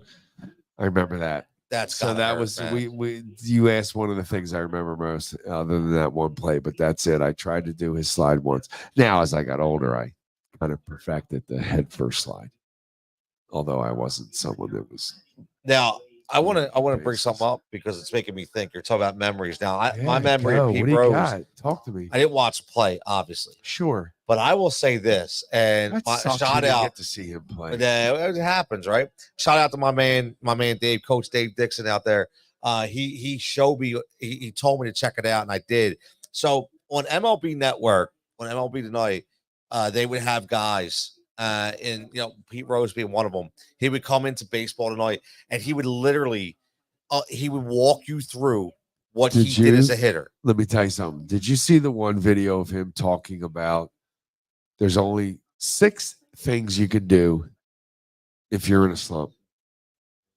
You can choke up on the bat, choke down on the bat. There's 2. Yep. You can move in on the plate, you can move back on the plate. You can move back in the box, you can move up in the box. That's it. Yep. And if you're not getting a curveball, he said, okay, move back in the box. Right? So he only changed one of 6 things. He didn't change, and he said to people all the time, and I've heard him say this, God, at least 10 times in interviews, you don't change your swing. That's what made him great. He just changed those little things. And now analytics and all these videos, they're showing every part of your swing at every moment. Right, you're breaking that down in a different way than they ever did before. So But that's what I think was so great about him because I watched that. I did listen to that. But when he was on there, man, he grabbed the bat. Okay, he went. He's on, right, and he looked like he could hit 100%. today, man. Like he was just guaranteed. Yes, guaranteed he could have broke it all day. If you would have put Pete Rose even a month ago on that machine and Jugs just throwing 80, right? He'd probably be ripping singles all over the place. Yeah, even I love that with his cowboy boots. I love it. Our man Rich second it says his favorite highlight of this. You'll like this one. Of Pete Rose is getting tombstoned by Kane, and like he was dead in WWE's Hall of Fame. Really? And yeah, he dressed up. Really? Yes. He got tombstoned by Kane. No Yeah, he way. did. Yeah. Like he was no way. Probably got a nice payday from Vince McMahon for that. Of course, by the way, right? See what's going on with him, right? Yo, dude, that's a hot topic for another day. Listen to me, by the way. If I don't mean to stray from what we're talking about, that's okay. We're gonna get into a little bit of hockey here as we move forward. We? Yeah, we are. Okay. Are you okay with that? I'm good with that. I and might actually and hoops too. wait a minute. Like I might actually surprise I'm a you well-rounded. with my old school hockey knowledge. Yeah, come on, bring it. And so Yeah, I all will. right, I you listen just real go ahead, fast. go I will ahead. give you. I'll let you into my world. All right, I haven't watched hockey in years. Okay, but I was a real hard-nosed hockey player when I was a teenager. You were. Yes. What position did you play? No, Were you forward? no, not position, bro. I was a roller hockey. Okay. Okay. I had the inlines. With the I had the boys. coho. Yeah. Right. I had the gloves. You I had had the everything. coho. Right. But guess who my jersey was? You'll never guess. If I had a Flyers jersey, Yeah. who do you think I was wearing on a Flyers jersey? If you Probably had a guess, Lindbergh. who? No. I'm going back. How old were you? So you figure How old were you when you were in the shirt? I was about 13, 14, 15, 16. Oh God. So you're talking like past late, Lindra. late 80s Cormier? and early 90s. God, Lindros. Nope. Renberg. Nope. LeClaire. No, man. Bro, Jesus. I was rocking a Ron Sutter jersey, bro. Yeah. I was he rocking a Ron 80s. Sutter He was jersey. That's my 80s, favorite early jersey, 90s. man. Yeah, Ronnie was awesome. Dude. That's what I watched. Ronnie I remember was sitting on my awesome, dude. patio watching that Oilers series, man. That's when I was into it. I would get into all of it. Like I was into it hard, and I just kind of got out of it. Like after the Lindros years, I kind of got out of it. I don't know why. I just kind of gravitated towards other sports. You know, Right. Adam for says, "Do you sure. like roller derby?" Dude, I watched roller derby. Remember watching roller derby on Saturday afternoons, 12 o'clock on. Yeah. I think it was like Channel 17. It was You crazy. Never got into It's it. like after American Gladiators. Never. Yeah. Never watched, right? Right after. Yep. Yeah. Never. That was some good stuff Never. right there, man. That was some good TV. Right? That was some good TV back in the day. You don't remember like Super Friends Saturdays? No. Cartoons. What the hell was you that? ever remember Wonder Twins? No, I don't know that. You're too young. No, definitely don't You're too remember young. that. I Some of remember the- watching some of the like Knight listeners out there Rider might and you're getting into those 80s. Hogan's But, like, Heroes. Hogan's Heroes, but like they had a Saturday was like a Super Friends Day. You had like Well, Saturday started with wrestling. no, that In was the morning, well it started later. with wrestling. Yes, but that was not until like the late 90s. No, it was early. That was 80s. No, Yeah. wrestling was Friday night. No. Yeah, Saturday night was the main event. Are you going back Right? to like WWF? Yeah, I'm days? going WWF. Yeah, Right? Going back WWF. the Iron So Sheik. I don't check it. It says Dave Schultz. Schultz, Right? Schulte, my man Sorry. Harry, my cousin Harry. Harry, what's going on, buddy? Awesome Peter reverb. Zezel. Brings up Zezel? a Peter Zezel Great reference, player, bro. dude. Right? Great player. Man, I'll tell you, man. I was in the car with my dad on the way to a football game as a kid when we heard Pelly Lindbergh pass. Pelly, oof. That's exactly. You know, I remember He was that. I supposed mean, I to remember be- hearing about it. He was supposed to be the next coming of, right? He was up until that moment. He was everything we thought he would be. Crazy, gone too soon, man. But like LeClaire and that whole Well, that was the Legion of Boom Legion- day, right? Is that Legion- what's their nickname? Legion of Boom? Legion of Doom. Legion of Doom. I Yeah. thought Legion of Boom was Seattle Seahawks 13th man. That's That was the okay. defense, easy right? easy to confuse the two. for Rich says sure. I was in a car when Pelly died. He Me was too, the Rich. next Bernie. Me too, Said Rich. he was the next Bernie. Perron. He was probably gonna be better than Bernie. Think so? Yeah, I mean Bernie. I don't know. played- That's what I'm honestly asking. the game was freaking slow when Bernie played. Bernie had plenty of time to see what was going on in front of him. But Well, here's the name. You're gonna have to help me out with this. My cousin checking in says Ron Flockhart. yeah, come on. I don't know that name. really. Yeah, he was just a scrapper. He was a scrapper. That's it. He didn't. Yeah, you had to be. He was like a Donald Brashear. Not even quite that high of it. At least in my memory, See, at all. I don't know I know why that- I got out of but- hockey, but I did. Oh, I dude, grab it. I loved Elkins watching it to back in the day, Sallow, man. We Hextall was amazing to watch. man. Oh, Hexy. I watched Hexy, man. I gotta tell you though, excuse me. I gave up, kind of went on a boycott for the Flyers the last 4 or 5 years Why? because they've not went and got the talent that they need. We've been through, we had what Holmgren left, And then we had 2 guys. We just got Briere. How long's Briere been? 3 years, I'm 3 going to years. say, right? 3 We years. just brought Jonesy in 2 years ago. Brilliant move, by the way. Completely. Brilliant move. Dude, he's a hockey guy. Yes. The guy knows. He knows. Yes. He knows. Yep. Would he be? He's got a finger on the pulse, like they say. And he knows how to talk to people. Yes. Right? Yes. You know, I'm in sales. Yeah. There's a way you speak to people. There's a way you word your phrases or your questions. You do it in a way that's psychological.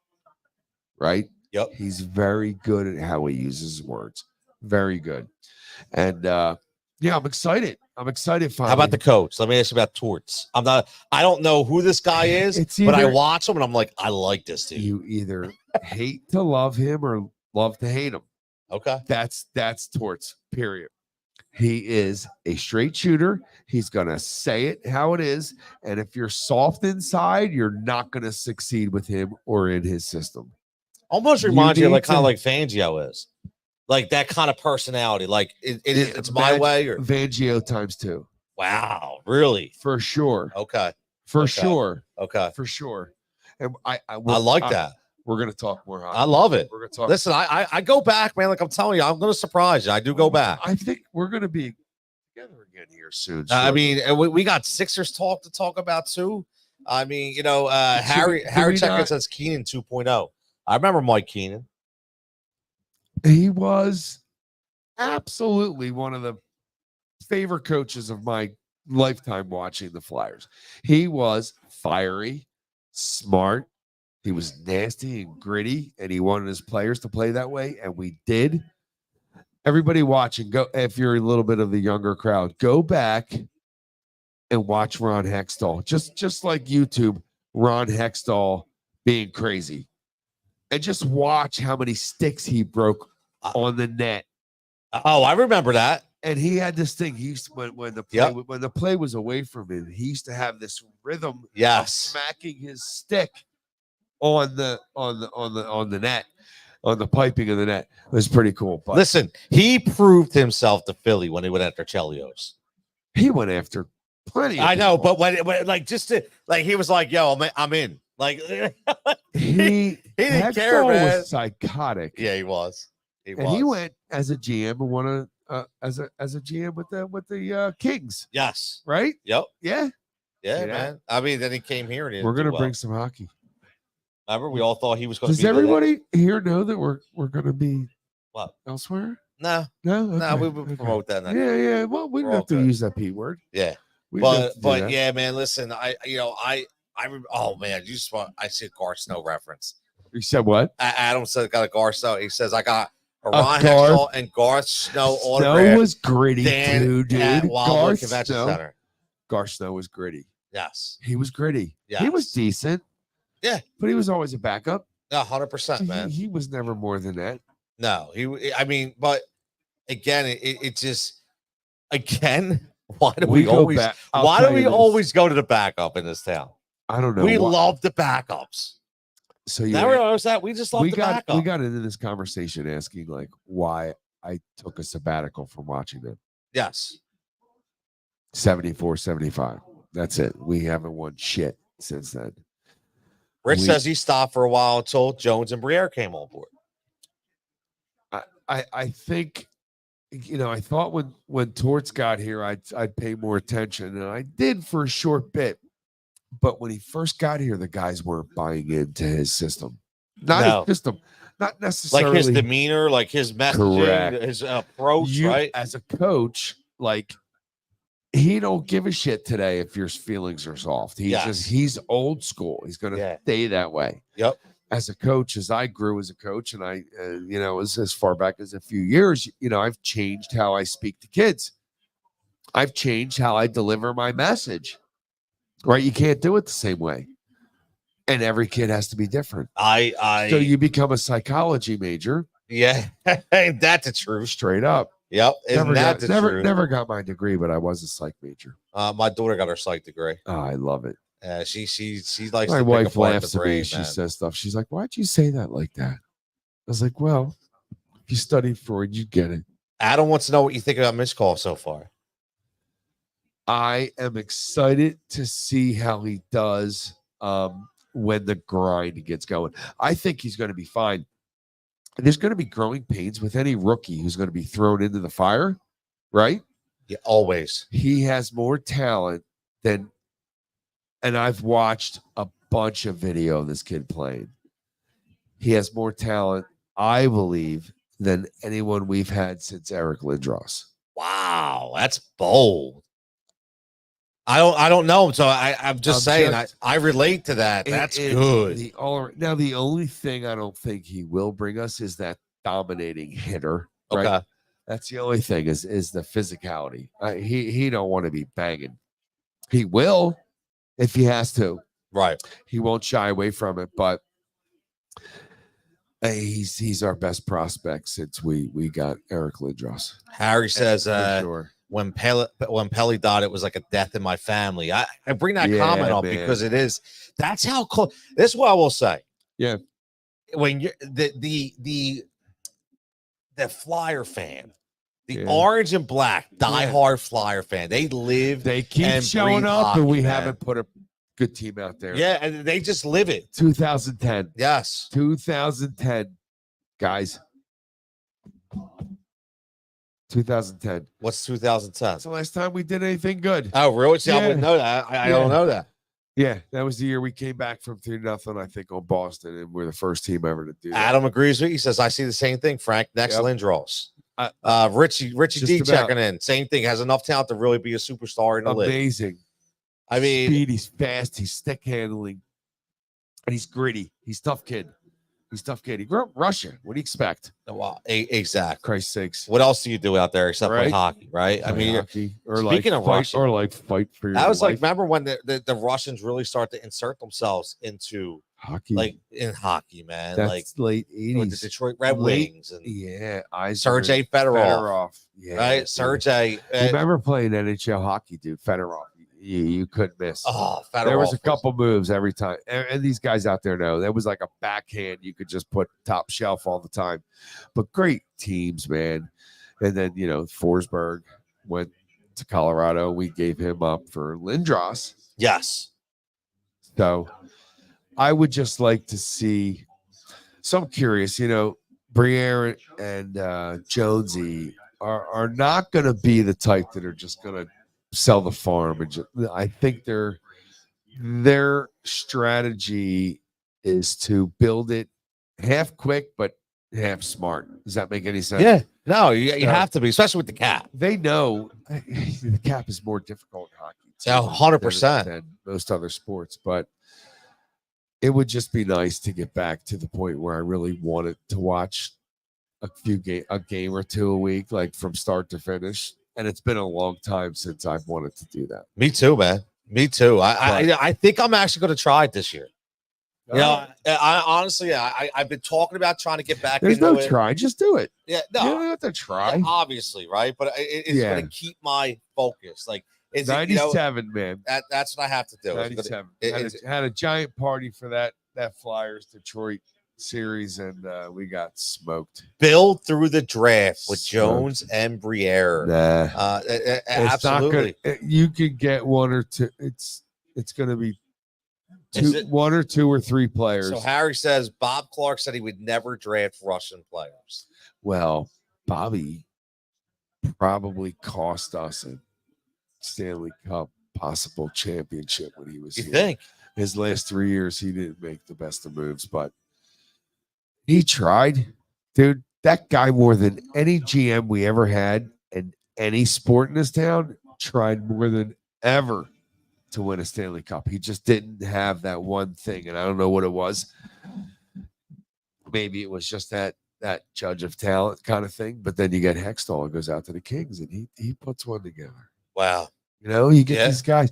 And like when these guys go do something that the guy that taught them how to do it did it, it's kind of crazy sometimes that they get lucky and do it better. It happens. It just happens. You know, did it click at the right time? Did they have the right system in place? Look at the Andy Reid coaching tree right now. Todd Bowles, who made Jalen Hurts look like a mental midget. We'll talk about that in the next Buffalo, hour. But Jaguars. I go on and on. Yep. Baltimore. But I like this Their hockey head talk, coaches. man. I like the hockey talk. Bro, I'm all I'm over getting it. into the hockey talk. Listen, man. I I like it. And we could talk more about it. And I we like can it. certainly get into the X's and O's a little bit too. October about- 19th, home opener against I'll the tell you Canucks. what, I got a hockey guy I can get on here for Oh, sure. Let's get him, man. Should we bring him in one day? Let's get him. We'll live on remote. Sure. Absolutely, 100%. man. Let's get him, man. 100%. Total hockey Let's guy. go. We actually had like really could get deep, you know. Adam knows my good friend Dan and Advance and my man Nick. They had a podcast, Flyer and Ice. Podcast. And it was actually a podcast, and they had guys on, like they had Terry on, they had Jim Jackson on. Jim Jackson's a fantastic interview, by the way. Fantastic. Being interviewed? Yeah, like or him him on. giving an interview. No, bring him on the show. Yeah, why would he not be? You know, love Jimmy. But yeah, you know what? But the thing is, sometimes you don't know what to but expect. See, you didn't freaking know Gene Hart. No, I did not. You didn't. That guy was amazing. He's Merrill Reese. Oh, because he was the announcer, right? Yeah. All right. Yeah, Gene Hart was a radio announcer. And his daughter's the one who sings the national anthem. But Gene Hart was absolutely amazing. He's the way we feel about Merrill Reese. Because I don't like McCarthy. Tom McCarthy does nothing for me. I'm not a big Tom McCarthy does guy. nothing. I'm a Kruk guy. Kruk's He's just a character, bro. An angry old. He's a curmudgeon. He's like Glenn. Is Glenn still down there? No one's paying attention. Rich says Gene Hart was the best announcer for hockey. He was phenomenal. Absolutely one of the best ever. Adam checking in says, I can't wait for the Flyers and the Wings playing the same day. I did that a few times. Did he say the Wings? Yeah, the Philadelphia Wings, the lacrosse so he's gonna team. see both? It's pretty cool. Yeah, you go down there, you see both. He stays. Yeah. They go, they fix, it's pretty neat. I'll tell you what, tell him, or I'll tell him as I'm talking, stay there and watch in between as they change from the ice to the, from the field. That's a cool process to watch. Oh, yeah. Cool. It's an amazing process to watch, neat. by the way. It's pretty neat. It's an amazing Do process. you know somebody died once from a Zamboni run over? Yes, I do know that. I don't know what the hell. So let me ask you this before we take a break, because we're going to take another 5-minute break because we got our boy Dave Gloeckner coming on at about 8:15. Talk about NFL, but I want to get more into this high talk because we had a question about NBA. We started talking about the most dominant player, right? Being Shaq. Before we got, I want to hear it, but I want to ask everybody out there. Yeah. Who would you say was the most dominant hockey player of all time? Because I'm curious, because I know there's a couple names, right? But who was your most dominant player, right? Who was your most dominant player? And who was your most dominant presence between the pipes? Wayne Gretzky. Who was your most dominant presence between the pipes? Was it Lemieux? Was it Mario Gretzky? Lemieux? Right? Yeah. Right? There's a couple. Mark Messier. Listen, Mark Messier. How about between the pipes? Alex Ovechkin. How about right? Oh, God. Dominic Hasek. Was it Hasek? Was it Patrick Roy? Was it Curtis Joseph? Right? How about? Right? I told you I got some knowledge, bro. How about Stevens? From New Jersey. I mean, come on, man. Like, you talk about the Van Beesbrook. He wasn't that great. Okay. Marty Brodeur. Right? Great. How about Eddie Belfour? Bobrovsky. We gave away. He goes wins the Stanley Cup. We gave away. It's funny that we did. We gave away for a song and a dance. I know, man. I know. I love it. But listen, you think about that. We got some great comments. We're going to break in 5. We'll be back with some more hockey talk. I love to say that. The hockey talk is flying, bro. I like the hockey talk. All about it. We're going to hit basketball too. We got the hockey talk. I know my boy Dave Gloeckner's a hockey guy too, so we asked him some hockey questions. We'll get more involved. Absolutely. We're in this season, brother. So we got about 45 minutes left of the show. So stay with us. We're going to take a break for 5 minutes. We're going to bring Dave back on. We're going to talk more hockey, more NFL. Maybe even get to some Sixers Media Day too, man. Heat Ratio Sports, Heat Ratio Live from Pike's Pub right here in Southampton.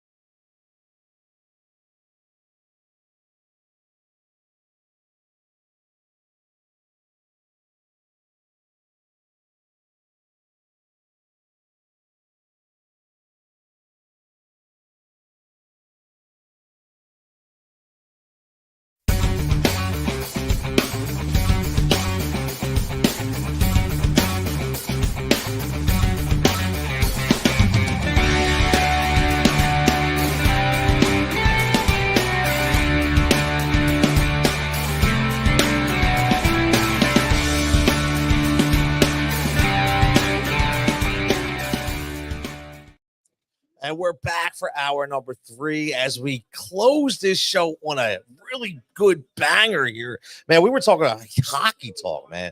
A lot of hockey talk, talking about some Pete Mroz memories. I'm your host, Tony Cutillo, joined as always right here at Pike's Pub. Fantastic. Southampton, PA, 455 2nd Street Pike. A lot of people checking in online. Make sure you come down here, check it out. Make sure you follow them on Facebook at Pike's Pub so you can see all the specials and all the entertainment they have throughout the week. Make sure you're getting involved. We got the games on both screens, got a lot of things going on. But we also got our man coming in, man. And again, had him on the show before. Everybody loves his energy. I love his energy. My co-host at SiriusXM, man. We do a fantastic show together. Really feed off each other. He's a Philly guy, but he talks everything, man. He talks everything. And we're going to bring him right now. It's my man, Dave Gloeckner. Dave, what's up, brother? How you doing, man? Tone, I'm doing good. You see it? Right, Let's turn the page. But listen, I'm talk me off the ledge. I'm forgetting September and what happened yesterday. It's Red October time. We're turning the page, new calendar. It's Phillies go time. I can't wait for what's ahead. And I tell you, it's a weird feeling in the city right now. People don't know what we got out of the Phillies, but I'll tell you what, we got a winning team here, and I think this is the perfect opportunity. I don't care. The Mets and Braves are in. Isn't that good for us? Like, if we're gonna do it, let's do it right. Let's go through them all. And I'm just pumped for what's ahead. Do we have to talk? What's up, brother? Sorry, man. Sorry, I had to say hi. Oh, you're good. But go ahead. What's up? Do we have to talk Eagles? No, you know what? It's funny, Dave. Like, I've been here since 6 o'clock. Okay, and with people online, people coming in and out, like I haven't even talked Eagles that much at all. That's how, we talked a lot of Phillies. We talked a lot of NBA. Rest in peace to Kevin Mutombo. Yep. Then breaking news: Pete Mroz dies. Right, He passed away. We had some Flyers, like a half hour hardcore Flyers talk. Right, we didn't even talk football yet, man. Didn't talk football yet. So we don't have to talk about it if you don't want to. No, we should. Let's gotta cover it, man. I like, just give me your feel, bro. What's the pulse, bro? What's the pulse? The pulse is very slow and almost dead. And it's not like, hey, the Eagles aren't good. I still think they're good enough to win the East and they're good enough to make the playoffs. But the holes that we see on defense can't get fixed. They just can't. I mean, we band-aided them for 1 week. I get it. But you're getting absolutely nothing out of your defensive end. Okay, Josh Sweat got a miracle sack, but Huff still not there.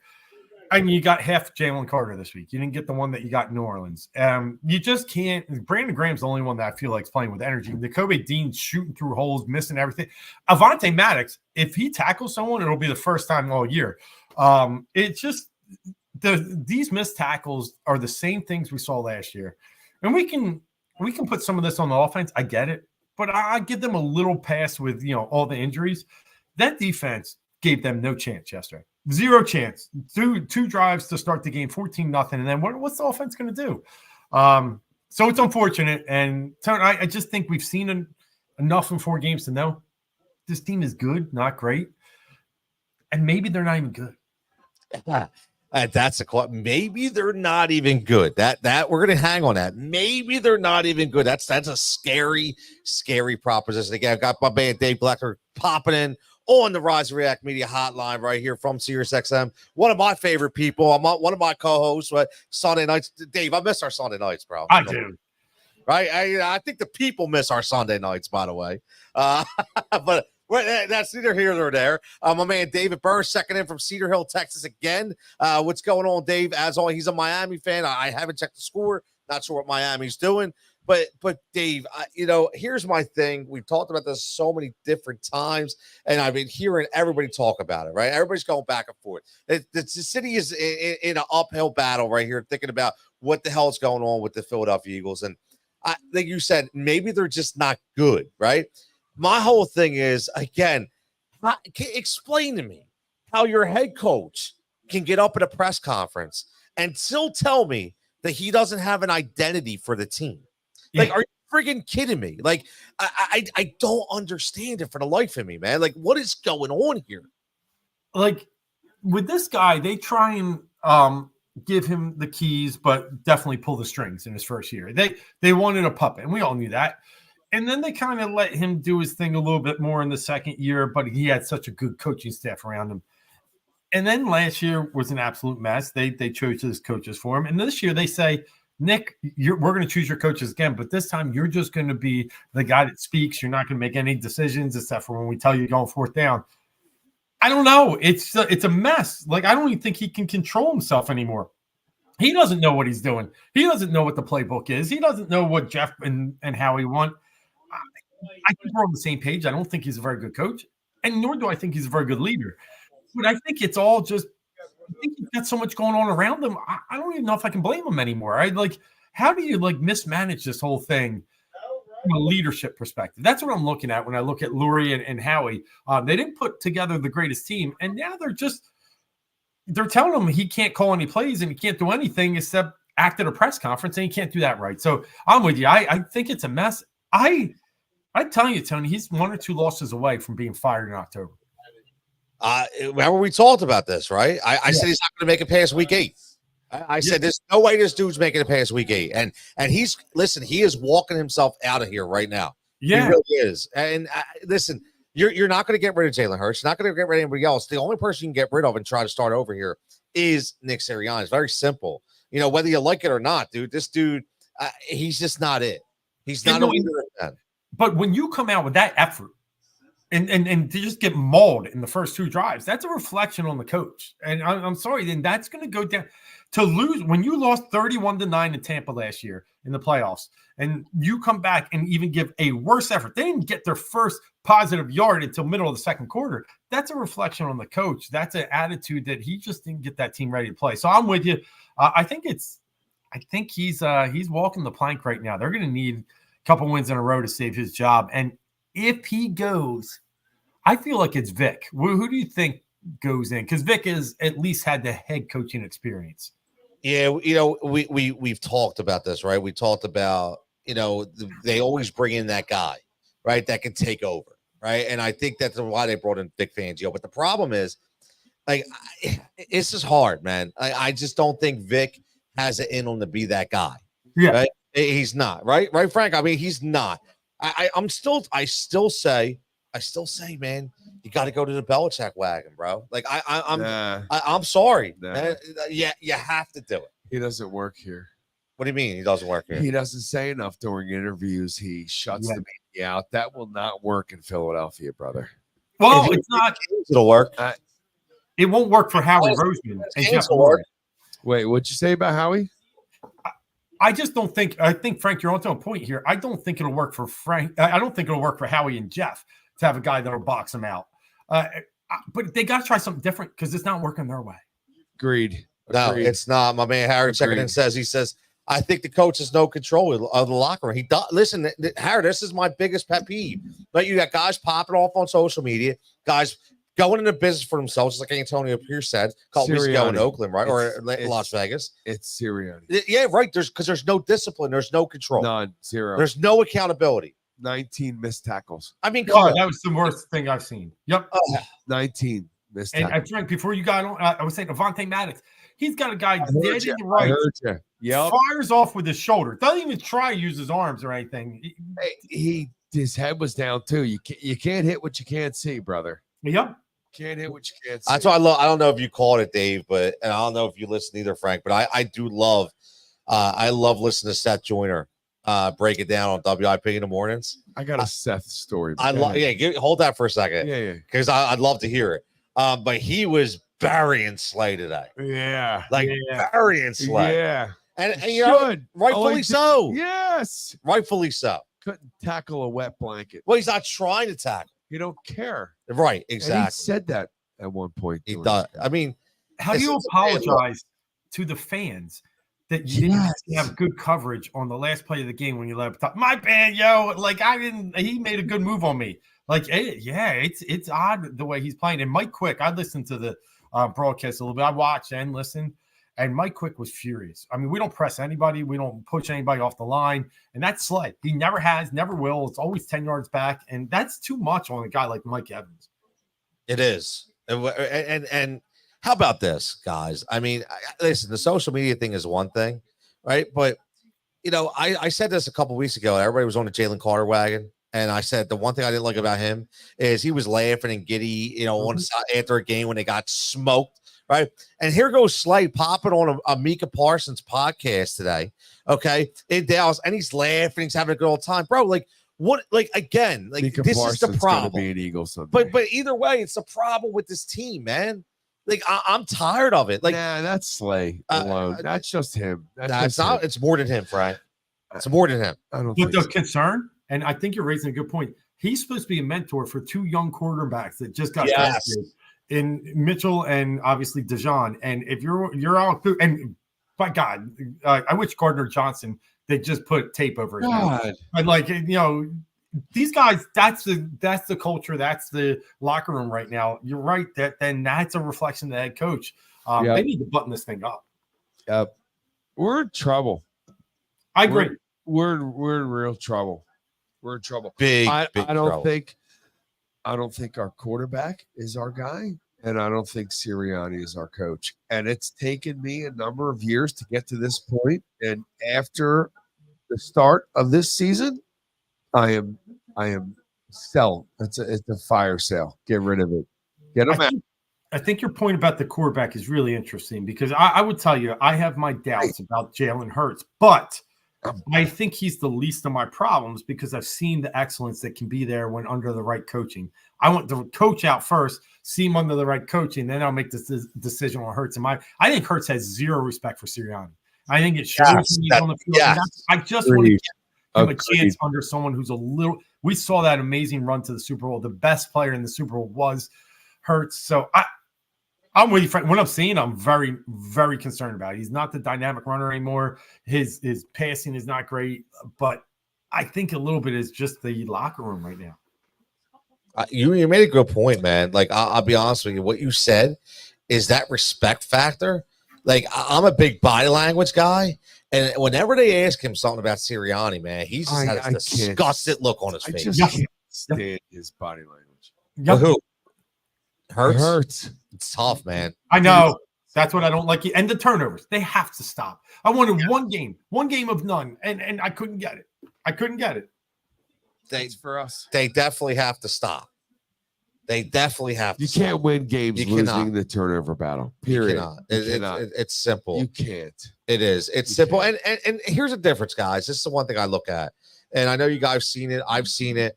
You watched the game last night, Baltimore and Buffalo.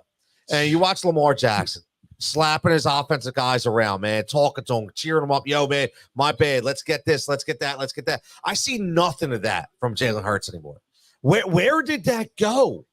Like, what happened all of a sudden that he's not doing that? See it, Patrick. I don't understand. He never had it. Yeah, but he did that year. No, he comes into the huddle, right? Couple bad drives. He goes, come on, guys, let's go. That's it. I watched it 4 times during that game last week. But he did do it. Do you see him ever on the sidelines go up to the other players and try and bring them up or give them a pep talk? No. Never.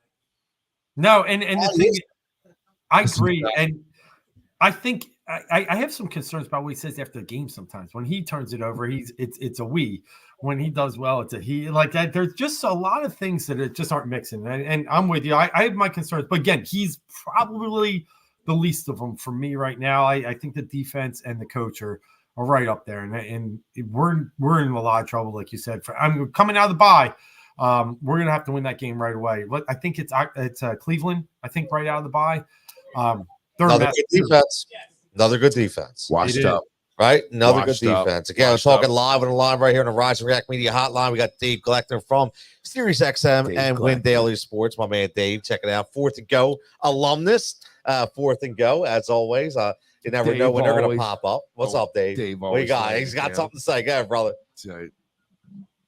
No, Dave looked like you were right. No, it's just like, no, you're right. I mean, got a lot of things going on, but definitely, some of the highlights are me talking with you tonight, breaking down the game afterwards. But obviously, we do have the Phillies. I have listened to you guys a little bit while I was trying to get in and out and back over here. Where is your temperature on the Phillies right now? Because I'm telling you, I do feel I feel okay. I do. I think I feel a little better probably than I did maybe about 3 weeks ago. I know the Washington series wasn't great, but I think they're going to be okay. I think they're just like kind of sitting low, and that's good. Like I read an article on ESPN the other day. Nobody was talking about them. Like they're talking about everything else special, and then watch out for this team.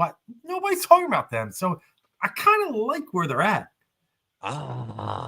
You're worried? See, you're with Frank. Yep. You and Frank are together here. I'm out. And Tyler too. I'm not happy. Yeah, you're out. Yeah, Tyler was in on him. Frank. Yeah. Now, we're gonna be fine. I'm sorry. Tone, relax. You guys are all thinking they're gonna flip a freaking switch, and all of a sudden they're gonna be superstars again. They're not the Flyers. I'm sorry, man. I don't see it.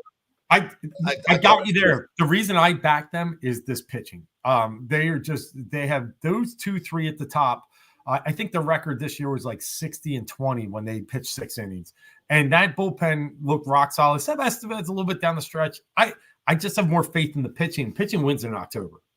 Yeah, pitching. Well, let me ask you about that because that's my issue. We were right? talking about. We were talking about the little pitching, bit, right? little bit. I don't trust Playoff Sanchez. pitching. He scares me because he's not battle tested. Will you stop? Yeah, but Sanchez, like he's about to have dad power. I think he's having his first kid was like delivered today, or he's being delivered. Really? I didn't know that. Yeah, and then his home ERA is 3 runs lower than his road ERA. I think they'll figure out a way for him to go game 2. Give him that confidence, be in front of that electric crowd. He said game 2, by the way. I do. I think he goes game 2 and you throw Nola on the road. I think you're more comfortable. You know what you get with Nola on the road, and you never throw Ranger. Do you think they're really? You never throw Ranger. Never throw Ranger. That's sad. We come from a future, a future Cy Young award winner. So a guy we don't even want pitching in the playoffs. My God. Yo, I'll take Turnbull. Kill it. Stop. I'm telling you, man. I don't see it. Like there's something off with it. You guys are going to ask for Taiwan Walker. No. I don't. Actually, Taiwan should be in Florida, but I think Turnbull is actually warming up, and they're trying to stretch him out maybe for a 3-4 inning. Yeah, I think he might make the roster. If he doesn't, he'll make the NLCS. So you know what though? Kudos. That would be great for him, man. Yeah, he started out so well. He had got the injury, and he's worked his way back. He could have just been like, "Screw it, I don't care." Right? He could have just shut it down. You know, like Mike Trout did. By the way, can I just say this one more time for the night? Yeah, go ahead. Here we go. Ranger Suarez has like a 1.23 ERA in the 2022 playoffs and a 1.93 in the 2023 playoffs. So why are we so worried about Ranger in the playoffs, guys? Because he was throwing 95 then, not 87. That's not the playoffs. It doesn't matter. It matters. I don't think it matters. It matters. I like your confidence. I love your numbers. But in September, he had a 6.04 ERA. I care about what happened in the last month than what happened last year. And he scares me. And Frank, what I think you do with him, let's be honest. Here's really what I think you do. If you need a game 4 starter, you do roll out Ranger on a short lease. And you give him that 2-3 innings. You'll know if Ranger's good or not. 2 innings in, and you go deep bullpen game after that. So I do think he gets the ball in game 4. I really do. But it's short leash. Short leash. I'd like to see 3-man rotation. Just that. Back in the day, you could do that. You could. Martinez. I mean, there's so many guys that would pitch on 3 days rest, 4 days rest, and you shorten your staff, and you make it 3 pitchers instead of 4. But we don't have that kind of manager. Well, yeah, we don't have a manager that would try that because he's all about analytics. I don't think he's a fully analytic guy. Stop, Dave. When's the last time you seen him go by his heart? When's Rob? Yeah, I'm with you. Like he would rather die on the conventional baseball, way than trying to step outside the box. I do agree with that. Like this theory that JT has to rest every Sunday, when he had Friday off. Like he is a little bit conservative. I think that's the way to put it. Right. Yeah, but hold on for a second. Why is that a theory? Right? Hold on. Did we ever think? You guys talk. Give me a second. Did you ever think that possibly he just wants to keep him on the same regimen or the same schedule? What's wrong with that? Right? Is there anything wrong with that? No, as a pitcher, You don't care. Just saying. As a player, as a pitcher, you don't care. But go ahead, Dave. So I got what you're saying, Tony. I think that's what he did in September. He actually gave some of his guys 5 days rest instead of the conventional 4. Okay. So maybe he's got them more rested to when he goes into the playoffs, that he's willing to go on that kind of shorter rest. Maybe that it'll be interesting to see, because he did play September a little different than he has in the past. But he was able to, right? We're chasing in September in the last few years. That is true. So he could play it a little different. So maybe that does. Listen, if I could get Wheeler twice in a series, 3 even, like a 7-gamer, whew, we're good. Oh, listen, I got Dave here. We got to bring this back, okay? Because Dave wasn't into these conversations. Okay. So, and Dave's time is precious. My man's got a family. He's got all kinds of stuff going on. So I got to ask you, Dave. We were talking about Dikembe Mutombo. Right, your favorite. Obviously, I'm shocked that he passed away. I didn't know he had brain cancer. Was it Dikembe on the same favorite Dikembe Mutombo moments for Dave Gloeckner? Well, it obviously was in a Sixers uniform. I was fortunate enough to be able to go to all those games during that great run when they made it to the finals, and him just grasping that ball and holding on to it and smiling at the end of Game 7 of the Eastern Conference Finals against Milwaukee was probably my favorite memory. But I'll go outside of Philadelphia, and I could remember him. We go back in the day, 8 seeds never beat 1 seeds. Yep. His Denver Nuggets beat the Seattle Supersonics, and he laid on the ground hugging that basketball. I can still remember this today. I think it was Sean Kemp's team, Gary Payton. Sean Kemp, underrated. Yeah, it was right. But that's when you knew. That's when you knew Dikembe was something special, because you could not, he owned the paint, and that was a very good Sonics team. So I'll say that one outside of Philly, but the one when he was the final piece, right? Theo Ratliff was great. A fantastic player, but we needed that paint presence that was more physical, and he did it. Well, it's funny. We're slightly here because that was my moment. You could tell me nice page. Yeah, that was my moment. I'll never forget that, man. In that ball. But what Dave said right there was he was the piece that got us to where we needed to be. Yes. He was light in the pants. If he was just stronger, we would have had a chance. But he got us over that hump, right, Dave?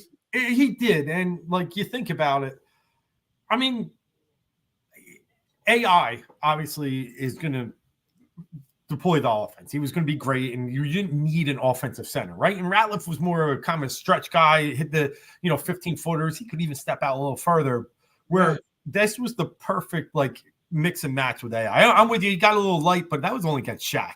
I mean, you're right, Dave. That was the only player he struggled with, really. Yeah. He held his own against all the bigger guys there. Rich says Kemp had a kid in every city they played. I mean, dude's got more kids than anybody, man. It's unbelievable. Well, him and Antonio Cromartie. I think he's the other one. Look at Dave pulling that one out. Yeah, I think he's got a baker's dozen. Just for you guys, just for both of you guys to know that basketball players have the most children born out of wedlock in any other sport. Absolutely, man. 100%. Why is that? Is it because they're always partying? They like the nightlife. They like the Miami life. I'm just saying. I don't know what I'd do if I was making about 8-10 a year, Bill. I mean, think about the stuff you do, bro. Here we go. Harry checking in. This is a good one. He says his favorite is Dikembe saying, "Who wants to go to LA with me?" And that was right after that Game 7. I thought of another line that Dikembe said, but I didn't want to say it here. But there's some other ones out there very similar to that. I heard he was a frequent at some of those gentlemen's clubs down in Atlanta. Oh yeah. He liked to make it rain like Pac-Man. He liked to make it rain. Absolutely. Yeah. Now here's another thing that we got brought up, Dave, because I know you're a basketball guy too. You like the sport. We like to talk. We talked a ton about it. Better shooter, man. Is it Larry Bird or Steph Curry? It's easy.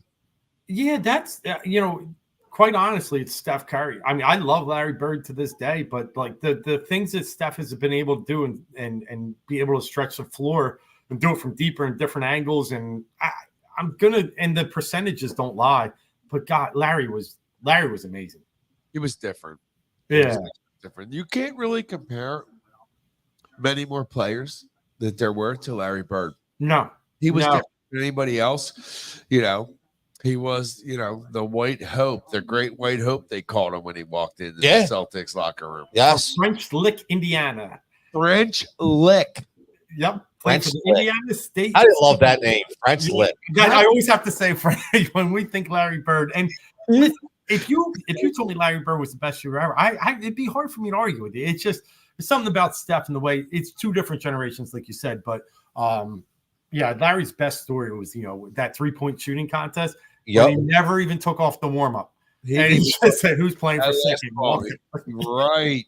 Oh man, I'll tell you. How Listen, fun. there's a reason why he's a legend, right? My man Harry says Bird. He likes Bird. And again, listen, it's all personal preference, right? That's why it's opinion.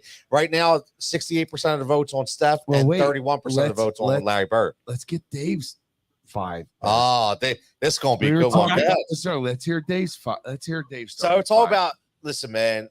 Obviously, we're talking about Shaq being one of, if not the most dominant basketball player of all, just dominant, like overpowering people. Then Frank was like, well, who would be the 5 and who would be, and we got a lot of starting 5s if you go by the specific positions, right? So it's tough when you start thinking about it, right? But before you begin, my question is there a scenario where you don't put Shaq as your center? Yes, it's with Wilt, but it's very hard because I try and be consistent here, and it's what I'm just gonna have to go off what I've seen. I know what Wilt's numbers were and how dominant he was, but it's Shaq for me at 5. I think that's just I don't know how you can't. I guess where would you call LeBron a power forward?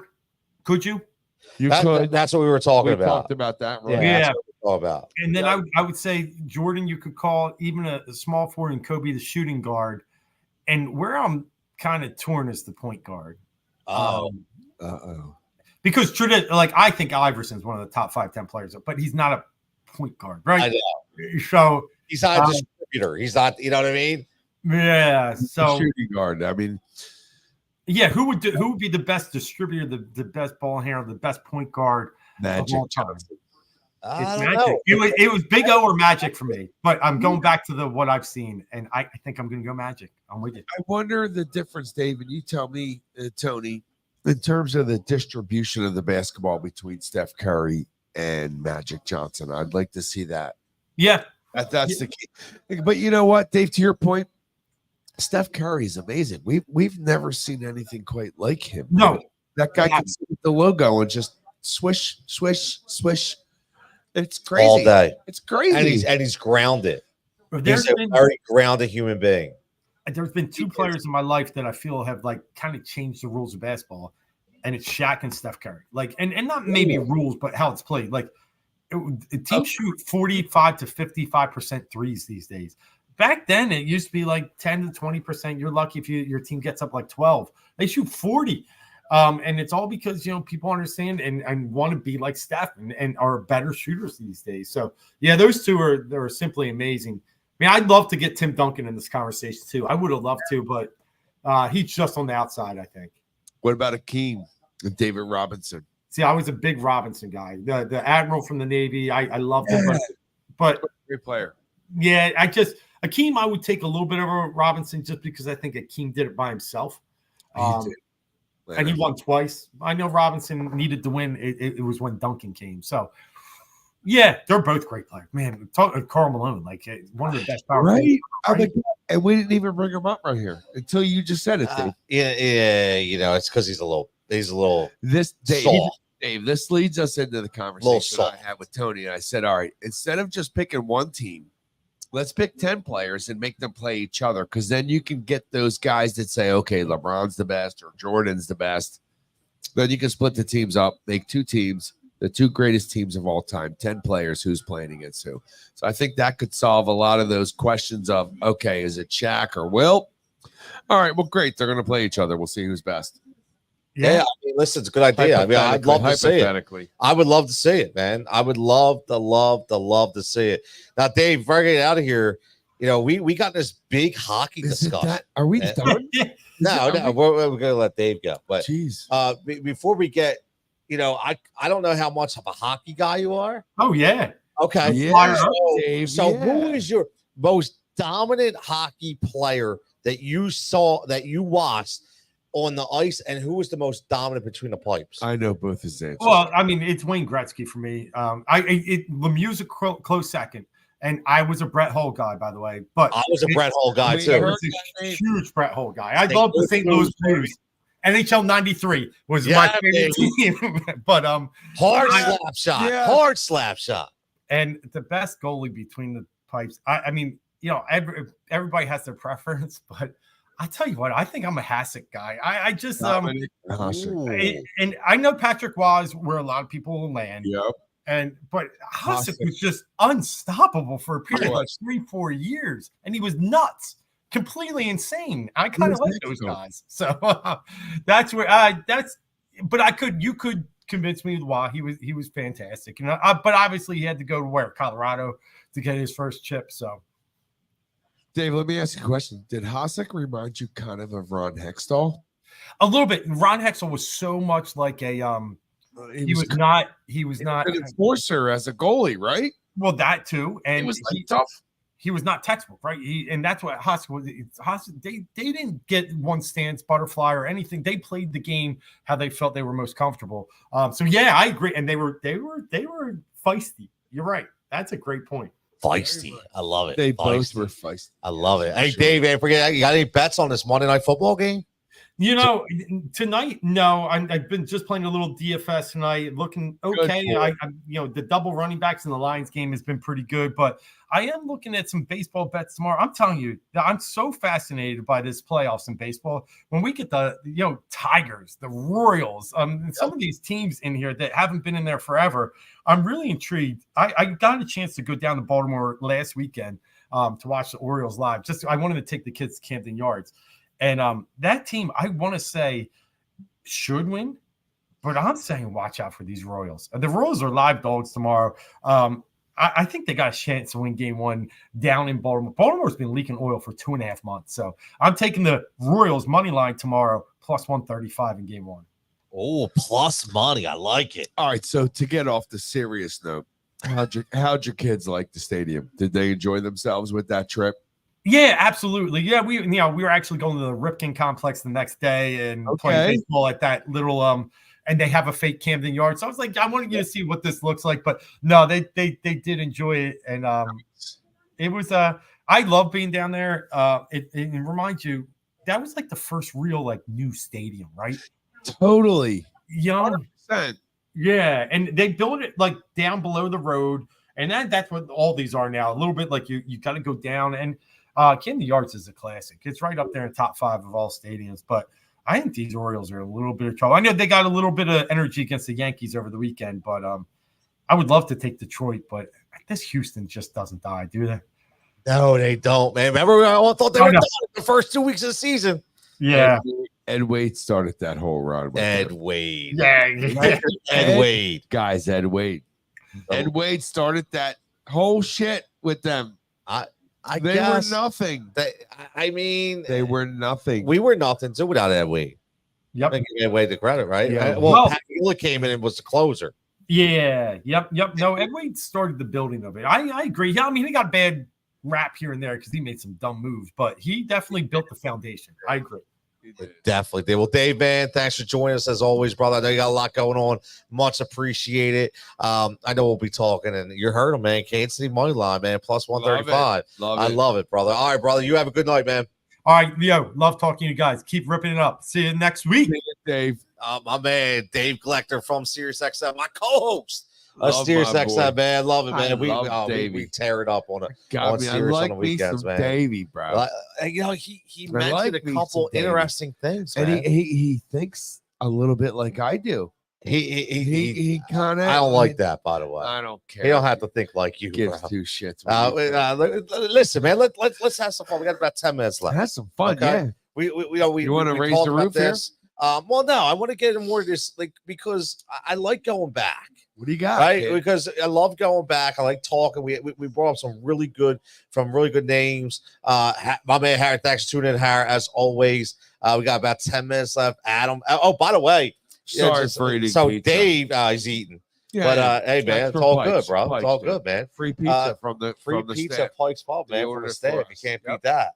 As always. Wade didn't get enough credit, right? That's a good point.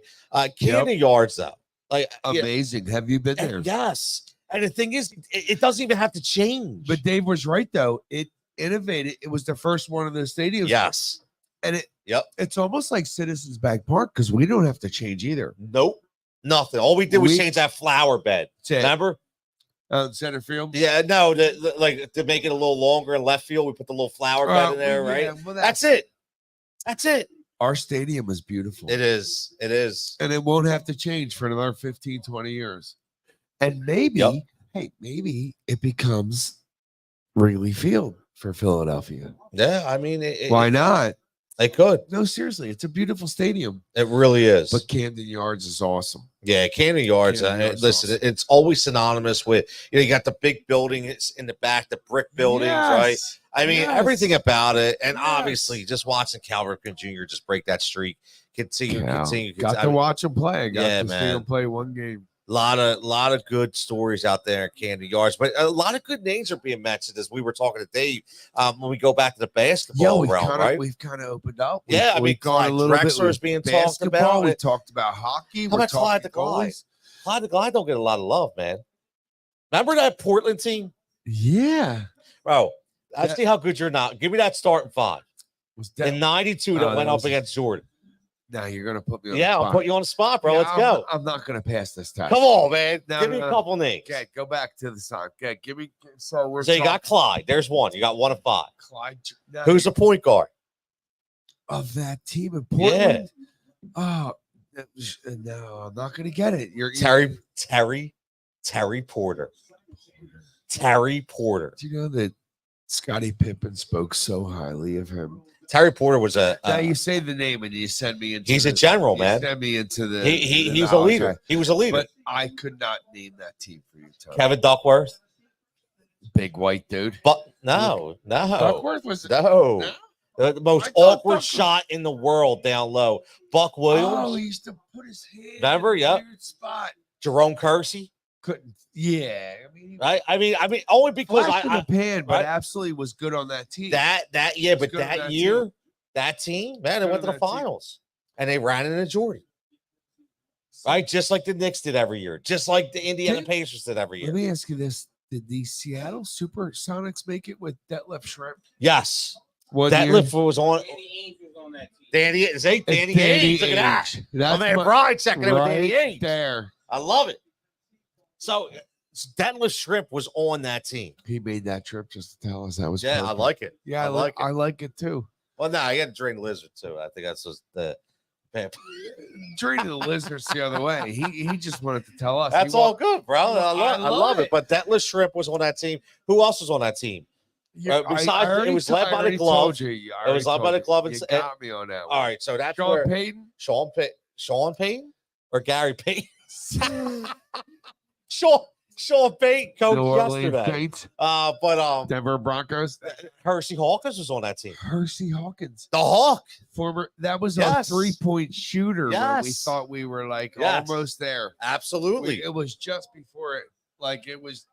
Come on, who was the coach?